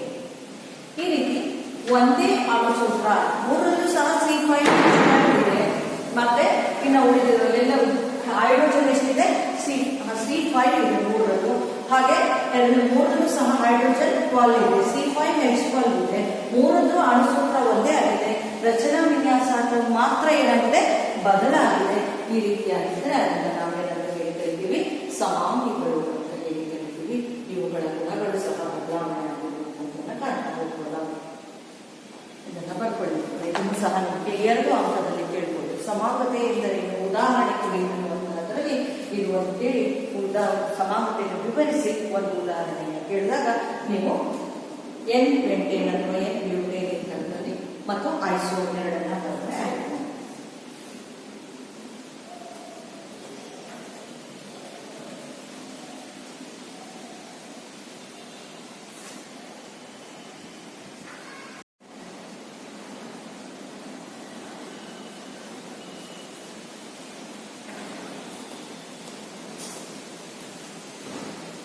ಪರ್ಯಾಪ್ತ ಹೈಡ್ರೋಕಾರ್ಬನ್ಗಳ ಬಗ್ಗೆ ತಿಳಿದುಕೊಂಡಂತಹ ನಾವು ಈಗ ಅಪರ್ಯಾಪ್ತ ಹೈಡ್ರೋಕಾರ್ಬನ್ಗಳಲ್ಲಿ ಕಂಡುಬರುವಂತಹ ಆಲ್ಕೀನ್ ಶ್ರೇಣಿಯ ಸಂಯುಕ್ತಗಳ ಬಗ್ಗೆ ತಿಳಿದುಕೊಳ್ತಾ ಹೋಗೋಣ. ಅಪರ್ಯಾಪ್ತ ಹೈಡ್ರೋಕಾರ್ಬನ್ಗಳು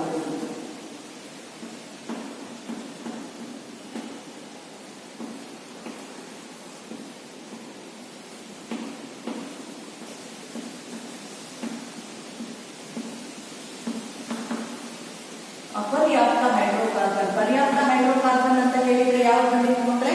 ಪರ್ಯಾಪ್ತ ಹೈಡ್ರೋಕಾರ್ಬನ್ ಅಂತ ಹೇಳಿದ್ರೆ ಆಲ್ಕೇನ್ ಅಂತ ಹೇಳಿದ್ರಿ. ಹಾಗೆ ಅಪರ್ಯಾಪ್ತ ಹೈಡ್ರೋಕಾರ್ಬನ್ಗಳಲ್ಲಿ 2 ವಿಧ, ಒಂದು ಆಲ್ಕೀನ್ ಮತ್ತೊಂದು ಆಲ್ಕೈನ್ ಅನ್ನುವಂಥದ್ದು ಹೇಳಿ. ಈ ಆಲ್ಕೀನ್ ಶ್ರೇಣಿಯಲ್ಲಿ ಕಂಡು ಬರುವಂತಹ ಸದಸ್ಯರನ್ನ ನಾವು ಹೇಳಿದಾಗ ಇಲ್ಲಿ ಆಲ್ಕೀನ್ ಅಂತ ಹೇಳಿದಾಗ ಮಕ್ಕಳೇ ನೀವು ಪ್ರಮುಖವಾಗಿ ನೆನಪಿಟ್ಕೊಳ್ಬೇಕಾಗಿದೆ ಏನಪ್ಪ ಅಂತ ಹೇಳಿದ್ರೆ ಕಾರ್ಬನ್ ಕಾರ್ಬನ್ ಪರಮಾಣುಗಳ ನಡುವೆ ದ್ವಿಬಂಧ ಇರುತ್ತೆ. ಕಾರ್ಬನ್ ಕಾರ್ಬನ್ ಪರಮಾಣುಗಳ ನಡುವೆ ಒಂದು ಕಾರ್ಬನ್ ಕಾರ್ಬನ್ ಪರಮಾಣುಗಳ ನಡುವೆ ದ್ವಿಬಂಧ ಕಂಡುಬರುವಂತದ್ದಾಗಿರುತ್ತೆ. ಇದು ಪ್ರಮುಖ ಲಕ್ಷಣ.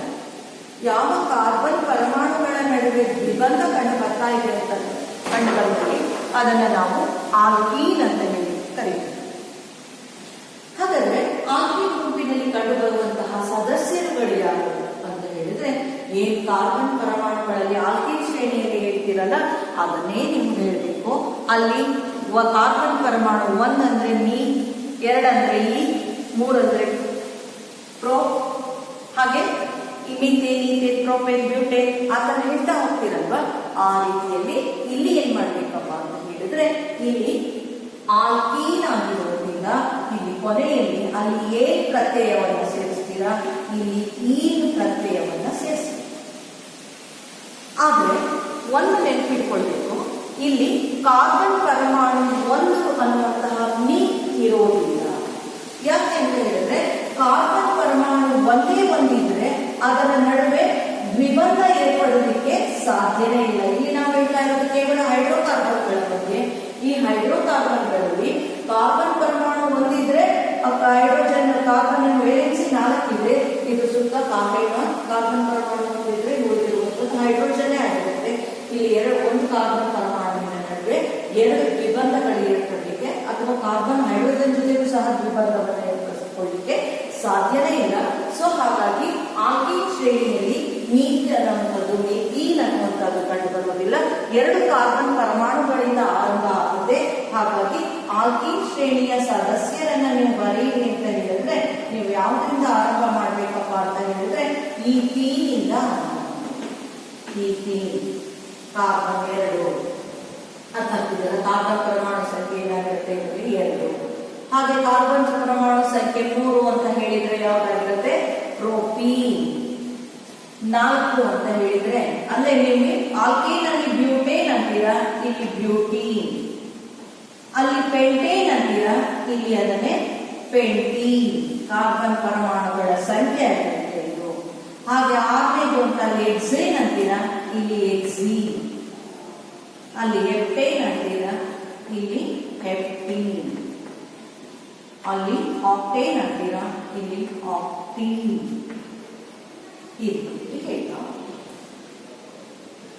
ಈ ರೀತಿಯಲ್ಲಿ ಅದನ್ನ ಪ್ರಾಕ್ಟೀಸ್ ಮಾಡಿದ್ರೆ ಆಯ್ತು. ಅಲ್ಲಿ ಏನ್ ಅನ್ನುವಂತಹ ಪ್ರಕ್ರಿಯೆ ಸೇರುತ್ತೆ. ಆಲ್ಕೇನ್ ಪರ್ಯಾಪ್ತದಲ್ಲಿ ಇಲ್ಲಿ ಏನಾಗಿರುತ್ತಪ್ಪ ಅಂದ್ರೆ ಆಲ್ಕೀನ್ ಅಪರ್ಯಾಪ್ತ ಹೈಡ್ರೋಕಾರ್ಬನ್. ಆಲ್ಕೇನ್ ಅನ್ನುವಂಥದ್ದು ಏನನ್ನುವಂತಹ ಪ್ರಕ್ರಿಯೆ ಸೇರುತ್ತೆ, ಏಕಬಂಧದಿಂದ ಕೂಡಿರುತ್ತೆ. CnH2n+2 ಅದರ ಸಾಮಾನ್ಯ ಸೂತ್ರ ಆಗಿರುತ್ತೆ. ಆಲ್ಕೀನ್ ಬಂದ್ರೆ ಏನನ್ನುವಂತಹ ಪ್ರಕ್ರಿಯೆಯನ್ನು ಸೇರಿರುತ್ತೆ. ಜೊತೆ ಏನಿದೆ ನೆನಪಿಟ್ಕೊಳ್ಬೇಕಾಗಿರೋದು ಇದರಲ್ಲಿ ಕಾರ್ಬನ್ ಪರಮಾಣುವಿನ ನಡುವೆ ಏನಾಗಿದೆ ದ್ವಿಬಂಧ ಕಂಡು ಬರುತ್ತೆ. ಒಂದು ದ್ವಿಬಂಧವನ್ನು ನಾವು ಕಾಣಬೇಕಾಗಿರುತ್ತೇವೆ. ಜೊತೆಗೆ ಇಲ್ಲಿ ಈನಿಂದ ಕೊನೆಗೊಳ್ಳುವಂತದ್ದಾಗಿರುತ್ತೆ. ಹಾಗಾದ್ರೆ ಇದರಲ್ಲಿ ಕಾರ್ಬನ್ ಪರಮಾಣು ಅನ್ನುವಂಥದ್ರ ನಡುವೆ ಎರಡು ಬಂಧ ಏರ್ಪಡ್ತಾ ಇದೆ ಅಂತ ಹೇಳಿದ್ರೆ, ಒಂದು ಕಾರ್ಬನ್ ಪರಮಾಣುವಿನ ನಡುವೆ ಎರಡು ಬಂಧಗಳು ಏರ್ಪಡ್ತಾ ಇದೆ ಅನ್ನೋದನ್ನ ಕಾಣ್ತಾ ಹೋಗ್ಬೋದು. ಈ ಕಾರ್ಬನ್ ಪರಮಾಣು ಎಷ್ಟಿದೆ, ಎರಡಿರುತ್ತೆ. ಆದ್ರೆ ಈ ಎರಡು ಕಾರ್ಬನ್ ಪರಮಾಣುಗಳ ನಡುವೆ ದ್ವಿಬಂಧ ಏರ್ಪಟ್ಟಿದೆ ಅಂತ ದ್ವಿಬಂಧ ಏರ್ಪಟ್ಟಿದೆ. ಹಾಗಾಗಿ ಈ ಕಾರ್ಬನ್ ಪರಮಾಣುವಿಗೆ ಎರಡು ಎಲೆಕ್ಟ್ರಾನ್ ಅನ್ನು ಹಂಚಿಕೊಳ್ಳುತ್ತೆ. ಇದು ಸಹ ಏನ್ ಮಾಡುತ್ತೆ, ಎರಡು ಎಲೆಕ್ಟ್ರಾನ್ ಅನ್ನು ಹಂಚಿಕೊಳ್ಳುತ್ತೆ. ಇನ್ನ ಈ ಕಾರ್ಬನ್ ಪರಮಾಣು ಎರಡು ಎಲೆಕ್ಟ್ರಾನ್ ಅನ್ನು ಹಂಚಿಕೊಂಡ್ರೆ ಎಷ್ಟು ಎಲೆಕ್ಟ್ರಾನ್ ಉಳಿಯುತ್ತೆ ಮಕ್ಕಳೇ, ಇನ್ನ ಎರಡು ಎಲೆಕ್ಟ್ರಾನ್ ಉಳಿಯುತ್ತೆ. ಹಾಗಾಗಿ ಇಲ್ಲೊಂದು ಬಂಧ ಉಂಟಾಗುತ್ತೆ. ಇದರಲ್ಲೂ ಎರಡು ಎಲೆಕ್ಟ್ರಾನ್ ಉಳಿಯುತ್ತೆ. ಹಾಗಾಗಿ ಆ ಕಡೆ ಎರಡು ಬಂಧ ಉಂಟಾಗುತ್ತೆ. ಈ ರೀತಿಯಲ್ಲಿ ಈಗ ಉಂಟಾದಂತಹ ಈ ಬಂಧ ಉಂಟಾಗುವುದು ಯಾವುದ್ರ ಜೊತೆ ಆಗಿರುತ್ತೆ, ಹೈಡ್ರೋಜನ್ ಜೊತೆಯಲ್ಲೇ ಆಗಿರುತ್ತೆ. ಹಾಗಾಗಿ ಈಗ ಈ ಅನ್ನುವಂಥದ್ದು ಒಂದು ದ್ವಿಬಂಧವನ್ನು ಏರ್ಪಡಿಸಿದಾಗ ಅದರಲ್ಲಿ ಹೈಡ್ರೋಜನ್ ಪರಮಾಣು ಎಷ್ಟಿದೆ ಅನ್ನುವಂತಹದ್ದು ನಮಗೆ ಗೊತ್ತು ಸಿಕ್ಬಿಟ್ಟು, ಹಾಗಾಗಿ C2H4 ಅನ್ನುವಂತಹದ್ದು ಯಾವುದರ ಅಣುಸೂತ್ರ ಆಗಿರುತ್ತೆ, ಈ ಈನಿನ ಅಣುಸೂತ್ರ ಆಗಿರುತ್ತೆ. ಇದನ್ನ ನನಗೆ ಗೊತ್ತಾಗ್ತಿಲ್ಲ ಅಂತ ಹೇಳಿದ್ರು ಸಹ ನೀವು ಇದರ ಸಾಮಾನ್ಯ ಸೂತ್ರದಿಂದಲೂ ಸಹ ನೀವು ಅಣುಸೂತ್ರವನ್ನ ಗುರುತಿಸಬಹುದಾಗಿದೆ ಮಕ್ಕಳೇ. ಹೇಗಪ್ಪ ಅಂತ ಹೇಳಿದ್ರೆ ಇವುಗಳ ಸಾಮಾನ್ಯ ಸೂತ್ರ, ಈನಿನ ಸಾಮಾನ್ಯ ಸೂತ್ರ ಯಾವುದಪ್ಪ ಅಂತ ಹೇಳಿದ್ರೆ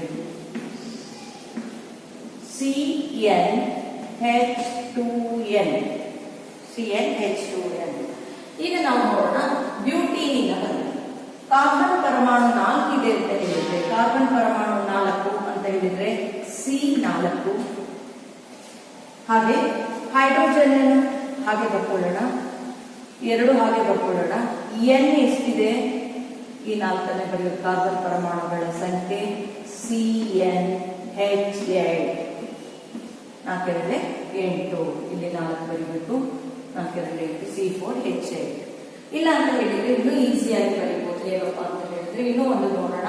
ಹಾಗೆ ಕಾರ್ಬನ್ ಪರಮಾಣುವಿನ ಸಂಖ್ಯೆ 8 ಅನ್ನ ಬರೆಯೋದು. ಕಾರ್ಬನ್ ಪರಮಾಣು ಸಂಖ್ಯೆ 8. CnH2n ಫಾರ್ಮುಲಾವನ್ನು ಹಾಕೋಣ. ಅದನ್ನ 2 × 8 C8H16 ಆಕ್ಟೀನ್.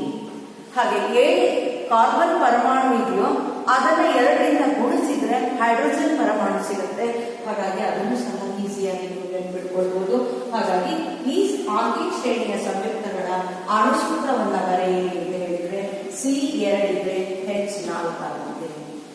ಹಾಗೆ ಪ್ರೋಪೀನ್ ಅನ್ನುವಂಥದ್ದು 3ನೇದು, 3 2 6.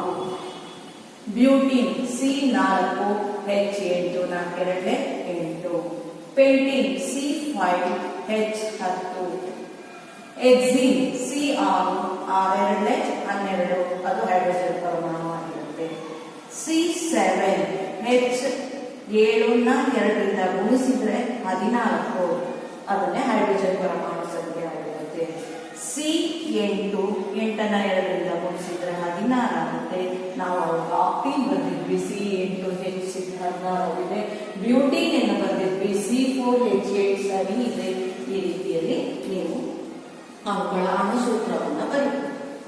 ಹಾಗೆ ಇದರ ರಚನಾ ಸೂತ್ರವನ್ನ ಬರೆಯೋಣ ಅಂತ ಹೇಳಿದ್ರೆ ರಚನಾ ಸೂತ್ರ ಬರೆಯುವುದು ತುಂಬಾನೇ ಈಸಿ ಇದೆ.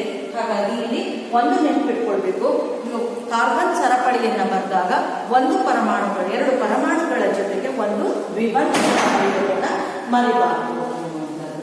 ಹಾಗಾಗಿ C2H4 ಆಗಲೇ ಬರ್ದಿದ್ವಿ, 2 ದ್ವಿಬಂಧ ಇತ್ತು, ಇನ್ನೆರಡು ಉಳಿತು ಅನ್ನುವಂಥದ್ದನ್ನ ನಾವೇ ಬರ್ದಿದ್ವಿ. ಹಾಗಾಗಿ ನಿಮಗೆ ಗೊತ್ತಾಗಿದೆ. ಈಗ ಇನ್ನೊಂದು ಬರೆಯೋಣ. C3 ಬೇಡ, C4 ಬರೀತೀವಿ ನೋಡೋಣ.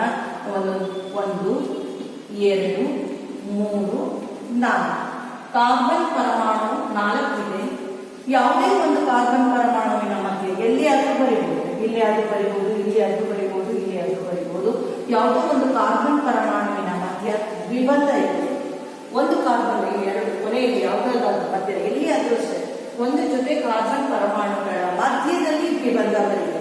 ಎಲ್ಲ ಕಾರ್ಬನ್ ಪರಮಾಣುಗಳಿಗೂ ದ್ವಿಬಂಧ ಬರೆಯುವಾಗಿ ಒಂದು ಜೊತೆ ಕಾರ್ಬನ್ ಪರಮಾಣುಗಳ ನಡುವೆ ದ್ವಿಬಂಧವನ್ನ ಬರೆದು ಇನ್ನು ಉಳಿದ ಕಾರ್ಬನ್ ಪರಮಾಣುವಿನಲ್ಲಿ ನೀವು ಅದಕ್ಕೆ ಹೈಡ್ರೋಜನ್ ಬಂಧ ಉಂಟಾಗುವುದು ಅಂತ ತೋರಿಸಿದ್ರೆ ಆಗ ಅದರ ರಚನಾ ವಿನ್ಯಾಸ ಸರಿಯಾಗಿರುತ್ತೆ. ಈಗ ನೋಡ್ತಾ ಹೋಗೋಣ, ಈಗ ಒಂದಿದೆ, ಹಾಗಾದ್ರೆ ಎಷ್ಟು ಕಾರ್ಬನ್ ಬಂಧ ಏರ್ಪಡಿಸ್ಕೊಳ್ಳುತ್ತೆ? ಇದು 4 ಬಂಧವನ್ನು ಏರ್ಪಡಿಸ್ಕೊಳ್ಳುತ್ತೆ. ಆದರೆ ಕಾರ್ಬನ್ ಪರಮಾಣುವಿನ ಜೊತೆಗೆ ಒಂದು ಬಂಧ ಏರ್ಪಡಿಸಿದೆ. ಹಾಗಾಗಿ ಹೈಡ್ರೋಜನ್ ಪರಮಾಣುವಿನ ಜೊತೆಗೆ ಒಂದು ಬಂಧವನ್ನು ಏರ್ಪಡಿಸಿದೆ. ಈ ಕಾರ್ಬನ್ ಆಲ್ರೆಡಿ 2 ಬಂಧವನ್ನ ಏರ್ಪಡಿಸಿದೆ. 4 ವೇಲೆನ್ಸ್ ಎಲೆಕ್ಟ್ರಾನ್ ಇರುವುದರಿಂದ ಈ 2 ಬಂಧವನ್ನ ಅದು ಏರ್ಪಡಿಸಬೇಕಾಗಿರುತ್ತೆ. ಹಾಗಾಗಿ ಅದು 2 ಬಂಧವನ್ನ ಏರ್ಪಡಿಸಿದೆ. ಪಕ್ಕದ ಕಾರ್ಬನ್ ಪರಮಾಣು ನೋಡಿ 1, 2, 3 ಬಂಧ ಆಲ್ರೆಡಿ ಏರ್ಪಟ್ಟಿದೆ. ಇನ್ನು ಎಷ್ಟು ಬಂಧ? ಒಂದು ಬಂಧ. ಅದು ನೀವು ಮೇಲಾದ್ರೂ ತೋರಿಸ್ಬೋದು, ಕೆಳಗಾದ್ರೂ ತೋರಿಸ್ಬೋದು. ನಾನು ಮೇಲೆ ಬರೀತಾ ಇದ್ದೇನೆ. ಈ ಲಾಸ್ಟ್ ಪರಮಾಣು ನೋಡಿ 2 ಬಂಧ ಇದೆ, ಇನ್ನು 2 ವೇಲೆನ್ಸ್ ಎಲೆಕ್ಟ್ರಾನ್ ಇದೆ, ಇನ್ನು 2 ಬಂಧವನ್ನ ಏರ್ಪಡಿಸಿಕೊಳ್ಳುತ್ತೆ. ಸೊ ಹಾಗಾಗಿ ಅದನ್ನ ನಾವು ಇಲ್ಲಿ ಬರೀತೀವಿ. ಹಾಗಾದ್ರೆ ಈಗ ನಾವು ಬರೆದಿದ್ದು ಕಾರ್ಬನ್ ಪರಮಾಣು 4. ಕಾರ್ಬನ್ ಪರಮಾಣು 4 ಅಂತ ಹೇಳಿದ್ರೆ ಬ್ಯೂಟೀನ್ ಇನ್ನು ಬರ್ತೀವಿ. ಯಾಕೆ ಅಂತ ಹೇಳಿದ್ರೆ ಇಲ್ಲಿ ಮಧ್ಯದಲ್ಲಿ ದ್ವಿಬಂಧ ಇದೆ, ಬ್ಯೂಟೀನ್ ಬರ್ತೀವಿ. C4 ಆಗಿದ್ರೆ H ಎಷ್ಟಿರುತ್ತೆ? 8 ಇರುತ್ತೆ. ಸರಿ ಇದೆಯಾ ನೋಡೋಣ. 1, 2, 3, 4 ಕಾರ್ಬನ್ 4 ಇದೆ. H 1, 2, 3, 4, 5, 6, 7, 8. C4H8 ಬ್ಯೂಟೀನ್. C2H4. ಈ ರೀತಿಯಲ್ಲಿ ನೀವು ಅವುಗಳ ಅಣುಸೂತ್ರವನ್ನು ಬರೆಯಬೇಕು. ಹಾಗೆ ಇನ್ನೊಂದು ಬರೆದು ತೋರಿಸ್ತೀನಿ ಮಕ್ಕಳೇ, ನೀವು ಉಳಿದಿದ್ದನ್ನ ನೀವು ಬರೀರಿ. ಹಾಗಾಗಿ ಸ್ವಲ್ಪ ದೊಡ್ಡದನ್ನೇ ತಗೊಳ್ಳೋಣ. ಆಕ್ಟೀನ್. ಆಕ್ಟೀನ್ ಅಂತ ಹೇಳಿದ್ರೆ ಎಷ್ಟು ಮಕ್ಕಳೇ? 8. 1, 2, 3, 4, 5, 6, 7, 8 ಕಾರ್ಬನ್ ಪರಮಾಣುವನ್ನು ತೆಗೆದುಕೊಂಡಿದ್ದೀವಿ. ನಾನು ಅವಾಗ ಇಲ್ಲಿ ಏಕಬಂಧ ಹಾಕಿದೆ ಅಲ್ಲ, ದ್ವಿಬಂಧ ಹಾಕಿದೆ. ನಾನು ಬೇಜಾರಾಗುತ್ತೆ ಮಿಸ್, ನಾನು ಇಲ್ಲೇ ಹಾಕ್ತೀನಿ ಅಂದ್ರೆ ನೀವು ಎಲ್ಲಾದ್ರೂ ಹಾಕ್ಬೋದಾದ್ರೆ ಒಂದು ಯಾವ್ದಾದ್ರು ಒಂದು ಜೊತೆ ಕಾರ್ಬನ್ ಪರಮಾಣುಗಳ ಜೊತೆಗೆ ನೀವು ದ್ವಿಬಂಧ ಹಾಕಬೇಕು.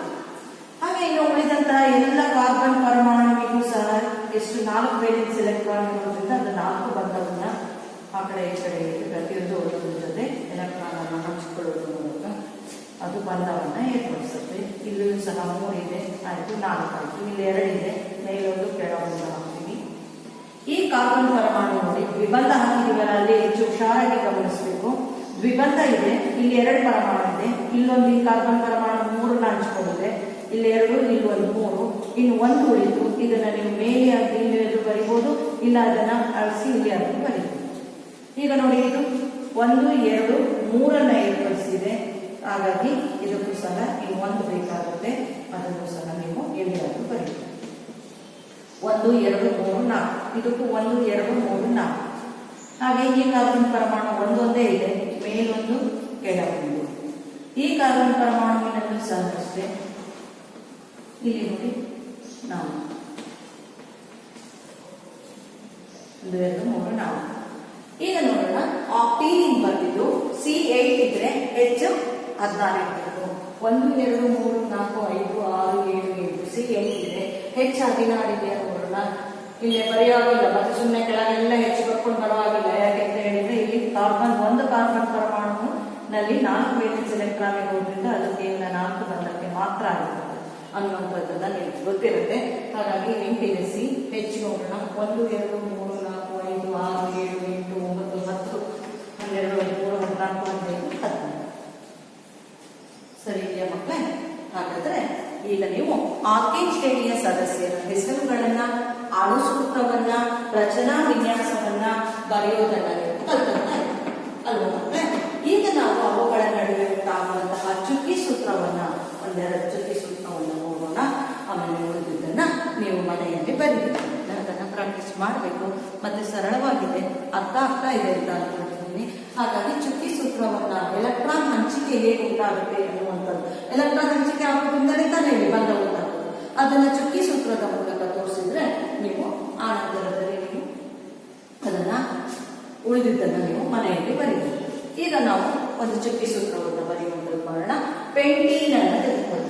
ಪೆಂಟೀನ್, ಪೆಂಟ್ ಅಂದ್ರೆ 5, C5H10 ಪೆಂಟೀನ್. ಇದರ ರಚನಾ ಸೂತ್ರವನ್ನ ಬರೀರಿ ಅಂತ ಹೇಳಿದ್ರೆ 1, 2, 3, 4, 5 ಪರಮಾಣುವನ್ನ ಬರೀತೀರಾ. ಯಾವುದೋ ಒಂದು ಪರಮಾಣುವಿನ ನಡುವೆ ದ್ವಿಬಂಧವನ್ನು ಹಾಕ್ತೀರಾ, ಎಲ್ಲಿಯಾದ್ರೂ ಹಾಕ್ಬೋದು ದ್ವಿಬಂಧ. ಇಲ್ಲಿ ಹಾಕಲ್ಲ ಮಿಸ್, ನಾನು ಇಲ್ಲಿ ಹಾಕ್ತೀನಿ ಅಂತ ಹೇಳಿದ್ರೆ ಓಕೆ, ಇಲ್ಲಿ ಹಾಕ್ತೀನಿ, ತೊಂದರೆ ಇಲ್ಲ. ದ್ವಿಬಂಧ ಹಾಕಿದ್ದೀರಾ. ಈಗ ಉಳಿದಂತಹದಕ್ಕೆ ಹೈಡ್ರೋಜನ್ ಅನ್ನ ನೀವು ಬರೀತಾ ಹೋಗ್ಬೇಕು. ಬರೀತಾ ನೋಡ್ಬೇಕು ಪ್ರತಿಯೊಂದು ಕಾರ್ಬನ್ ಪರಮಾಣುವಿನಲ್ಲಿ ಎಷ್ಟಿದೆ ಅಂತ. ಇಲ್ಲಿ ಆಲ್ರೆಡಿ 3 ಇದೆ, ಇನ್ನು 1 ಹೈಡ್ರೋಜನ್ ಇಡಿಸುತ್ತೆ. ಇಲ್ಲೂ 3 ಇದೆ, ಇನ್ನು 1 ಹೈಡ್ರೋಜನ್ ಇಡಿಸುತ್ತೆ. ಇಲ್ಲಿ 3 ಇದೆ, ಅಲ್ಲ ಇಲ್ಲಿ 1 2 3 ಇದೆ, ಹಾಗಾಗಿ ಇಲ್ಲೊಂದು ಇಡಿಸುತ್ತೆ 4. ಇಲ್ಲೂ ಸಹ ಅಷ್ಟೇ, 1 ಇತ್ತು, 2 ಆಯ್ತು, 3 ಆಯ್ತು, ಇನ್ನೊಂದು 4 ಆಯ್ತು. 1 2 ಇಲ್ಲಿ ಒಂದು ಹಾಕೋಣ, ಹಾಕೋಗಿಲ್ಲ. ಯಾಕೆ ಅಂತ ಹೇಳಿದ್ರೆ 1 2 3 4 ಆಗಿದೆ, ಇಲ್ಲ ಹಾಕಿದ್ರೆ ತಪ್ಪಾಗುತ್ತೆ. ಇದು ಆಲ್ಕೀನಿನ ಶ್ರೇಣಿಯಲ್ಲಿ ಪೆಂಟೀನಿನ ರಚನಾ ಸೂತ್ರ. ಇದರ ಎಲೆಕ್ಟ್ರಾನ್ ವಿನ್ಯಾಸವನ್ನ ಹಂಚಿಕೆಯನ್ನು ನಾವು ನೋಡೋದಾದ್ರೆ, ಈಗ ನಾವು ಎಲೆಕ್ಟ್ರಾನ್ ಹಂಚಿಕೆ ಚುಕ್ಕಿ ಸೂತ್ರ ಬರೆಯುವಂತಹದ್ದನ್ನ ನೋಡೋಣ. ಹಾಗಾಗಿ ನೀವು ಚುಕ್ಕಿ ಸೂತ್ರವನ್ನು ಬರೆಯುವಾಗ ಕಾರ್ಬನ್ ಪರಮಾಣುಗಳನ್ನು ಫಸ್ಟ್ ಬರ್ಕೊಳ್ಬೇಕು. ಕಾರ್ಬನ್ ಪರಮಾಣುಗಳು ಎಷ್ಟಿದೆ ಮಕ್ಕಳೇ? ಕಾರ್ಬನ್ ಪರಮಾಣು 5 ಇದೆ. ಆಲ್ರೆಡಿ ನಿಮಗೆ ಚುಕ್ಕಿ ಸೂತ್ರ ಬರೀಲಿಕ್ಕೆ ಬರುತ್ತೆ, ನಾನಾದ್ರೂ ಸಹ ಈಗ ದ್ವಿಬಂಧ ಆಗೋದ್ರಿಂದ ಇದರಲ್ಲಿ 1 ತೋರಿಸ್ತೀನಿ, ಇನ್ನು ಉಳಿದಿದ್ದನ್ನ ನೀವು ಬರೀಬೇಕಾಗುತ್ತೆ.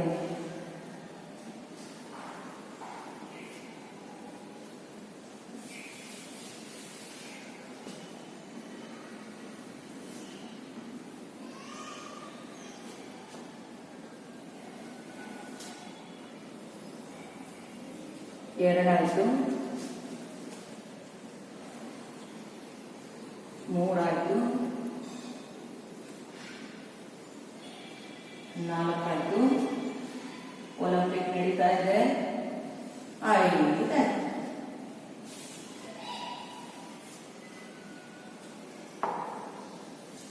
ಐದು ಕಾರ್ಬನ್ ಪರಮಾಣುಗಳಾಯ್ತು. ಈಗ ನಾವು ಇಲ್ಲಿ ಹೈಡ್ರೋಜನ್ ಅನ್ನ ತೋರಿಸಬೇಕಾದ್ರೆ, ಎಲೆಕ್ಟ್ರಾನ್ ಚುಕ್ಕಿ ಸೂತ್ರವನ್ನು ತೋರಿಸಬೇಕಾದ್ರೆ ನೀವು ಈ ರಚನಾ ಸೂತ್ರವನ್ನು ಬರ್ಕೊಂಡ್ರೆ ಈಸಿಯಾಗಿ ತೋರಿಸಬಹುದು ಮಕ್ಕಳೇ. ಮೊದಲನೆಯ ಕಾರ್ಬನ್ ಪರಮಾಣು ಇದು.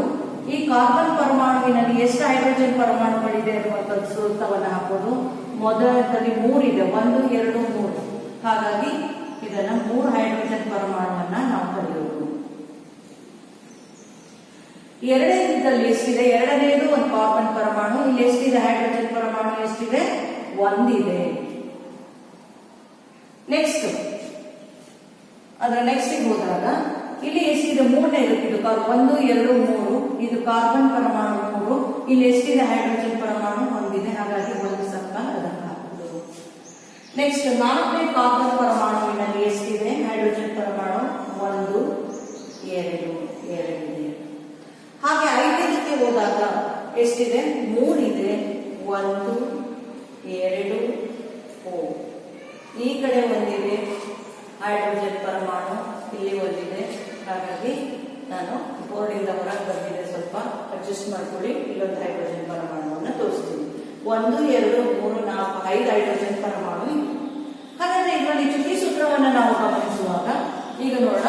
ಮೊದಲಿನ ಕಾರ್ಬನ್ ಪರಮಾಣು ಪಕ್ಕದ ಕಾರ್ಬನ್ ಪರಮಾಣುವಿನ ಜೊತೆಗೆ 1 ಎಲೆಕ್ಟ್ರಾನ್ ಅನ್ನ, ಹೈಡ್ರೋಜನ್ ಪರಮಾಣುವಿನ ಜೊತೆಗೆ 1 ಎಲೆಕ್ಟ್ರಾನ್ ಅನ್ನ, ಇನ್ನೊಂದು ಹೈಡ್ರೋಜನ್ ಪರಮಾಣುವಿನ ಜೊತೆಗೆ 1 ಎಲೆಕ್ಟ್ರಾನ್ ಅನ್ನ, ಒಟ್ಟು ತನ್ನಲ್ಲಿರುವ 4 ವೇಲೆನ್ಸ್ ಎಲೆಕ್ಟ್ರಾನ್ಗಳನ್ನು ಸಹ ಅದು ತಲವೊಂದರಂತೆ ಹಂಚಿಕೊಂಡ್ಬಿಟ್ಟಿದೆ. ಹಾಗೆ ಎರಡನೇ ಕಾರ್ಬನ್ ಪರಮಾಣು ಈ ಪಕ್ಕದಲ್ಲಿ 1 ಎಲೆಕ್ಟ್ರಾನ್ ಅನ್ನು ಹಂಚಿಕೊಂಡಿದೆ.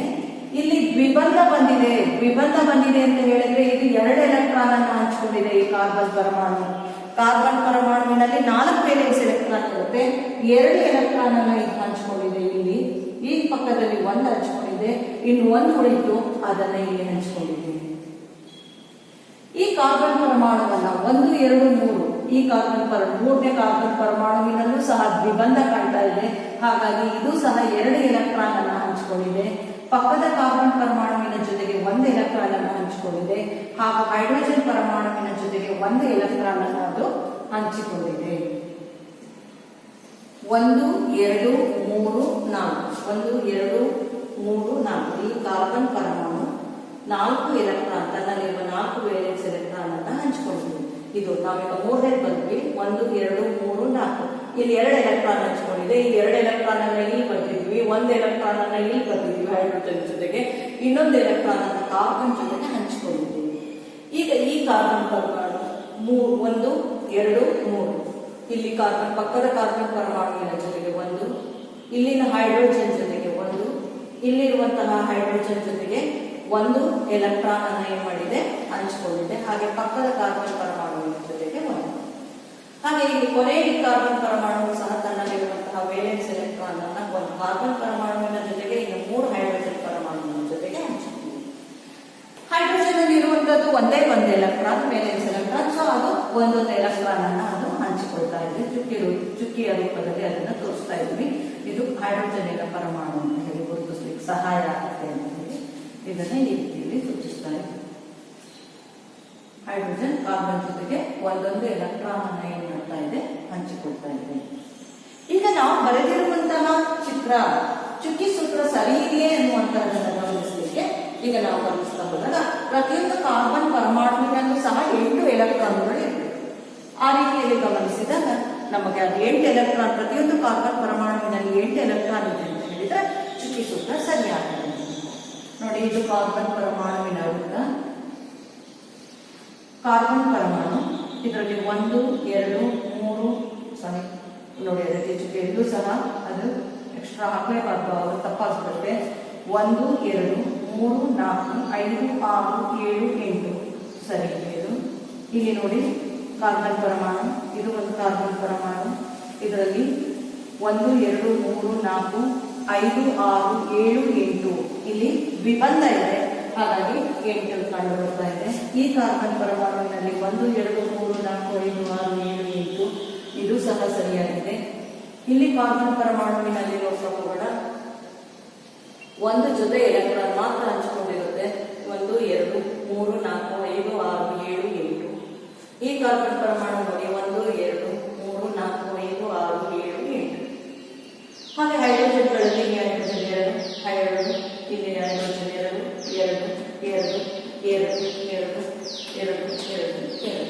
ಸೊ ಹಾಗಾಗಿ ಇದು ಎಲೆಕ್ಟ್ರಾನ್ ಚುಕ್ಕಿ ಸೂತ್ರ. ಇವುಗಳ ನಡುವೆ ಬಂಧ ಉಂಟಾಗುವಿಕೆಯನ್ನು ಸೂಚಿಸೋದು ಅಂತ ಹೇಳಿದ್ರೆ ಈ ರೀತಿಯಲ್ಲಿ ಸೂಚಿಸಿದ್ರೆ ನೀವು ಚುಕ್ಕಿ ಸೂತ್ರವನ್ನು ಬರೆಯುವಾಗ ಎಲ್ಲಿ ದ್ವಿಬಂಧ ಇದೆ ಎನ್ನುವಂತಹದನ್ನು ಗಮನಿಸಬೇಕು. ದ್ವಿಬಂಧ ಬಂದ ಕಡೆಯಲ್ಲಿ 2 ಜೊತೆ ಎಲೆಕ್ಟ್ರಾನ್ಗಳ ಹಂಚಿಕೆ ಆಗುತ್ತೆ, ಹಾಗಾಗಿ ಹೈಡ್ರೋಜನ್ ಪರಮಾಣುಗಳ ಸಂಖ್ಯೆ ಕಡಿಮೆ ಇರುತ್ತೆ. ಇದನ್ನ ನೀವು ಮನಸ್ಸಿನಲ್ಲಿಟ್ಟುಕೊಂಡು ನೀವು ಈ ದಿನ ಆಲ್ಕೀನ್ ಶ್ರೇಣಿಯ ಸಂಯುಕ್ತಗಳ 9 ಸದಸ್ಯರ ಹೆಸರನ್ನ ಬರೆದು, ಅಣುಸೂತ್ರ ಬರೆದು, ರಚನಾ ವಿನ್ಯಾಸವನ್ನ ಬರೆದು, ಆ ನಂತರ ಪ್ರತಿಯೊಂದರ ಚುಕ್ಕಿ ಸೂತ್ರವನ್ನು ನೀವು ಬರೆಯುವಂತಹದ್ದು ಈ ದಿನದ ಗೃಹಪಾಠ. ಇದನ್ನ ಬರ್ಕೊಳ್ಳಿ. ಅರ್ಥ ಆಗ್ತಿದ್ರೆ ಅಥವಾ ನೀವು ಚುಕ್ಕಿ ಸೂತ್ರವನ್ನು ಬರೆಯುವಾಗ ಎಲ್ಲಿಯಾದ್ರೂ ಡೌಟ್ ಬಂದಾಗ ಅದನ್ನ ಮಾರ್ಕ್ ಮಾಡಿ ಆ ನಂತರದಲ್ಲಿ ನನ್ನ ಹತ್ರ ಅದನ್ನ ಕೇಳಿ. ಆದರೆ ತುಂಬಾ ಚೆನ್ನಾಗಿರುತ್ತೆ. ಇದು ನಿಮಗೆ ತುಂಬಾ ಆಸಕ್ತಿಯಿಂದ ನೀವು ಮಾಡುವಂತದ್ದಾಗುತ್ತೆ. ಚುಕ್ಕಿ ಸೂತ್ರವನ್ನು ತುಂಬಾ ಇಂಟ್ರೆಸ್ಟ್ ಇಂದ ಬರೀತಾ ಹೋಗ್ತೀರಾ. ಒಂದೆರಡು ಸರಿಯಾದ ನಂತರ ನೀವು ಆ ನಂತರ ಎಲ್ಲವನ್ನು ಸಹ ಸಲೀಸಾಗಿ ಬರೀಲಿಕ್ಕೆ ಆಗ್ತಾ ಹೋಗ್ತೇವೆ. ಬರೀತಿರಲ್ವಾ ಈ ದಿನದ ಗೃಹಪಾಠ ಆಲ್ಕೀನ್ ಶ್ರೇಣಿಯ ಸದಸ್ಯರುಗಳ ಹೆಸರು, ಅಣುಸೂತ್ರ, ರಚನಾ ಸೂತ್ರ ಮತ್ತು ಎಲೆಕ್ಟ್ರಾನ್ ವಿನ್ಯಾಸ ಚುಕ್ಕಿ ಸೂತ್ರ ಇವುಗಳನ್ನು ನೀವು ಬರೆಯಬೇಕು. ಇದನ್ನ ನೋಟ್ ಮಾಡ್ಕೊಳ್ಳಿ. Okay, thank you.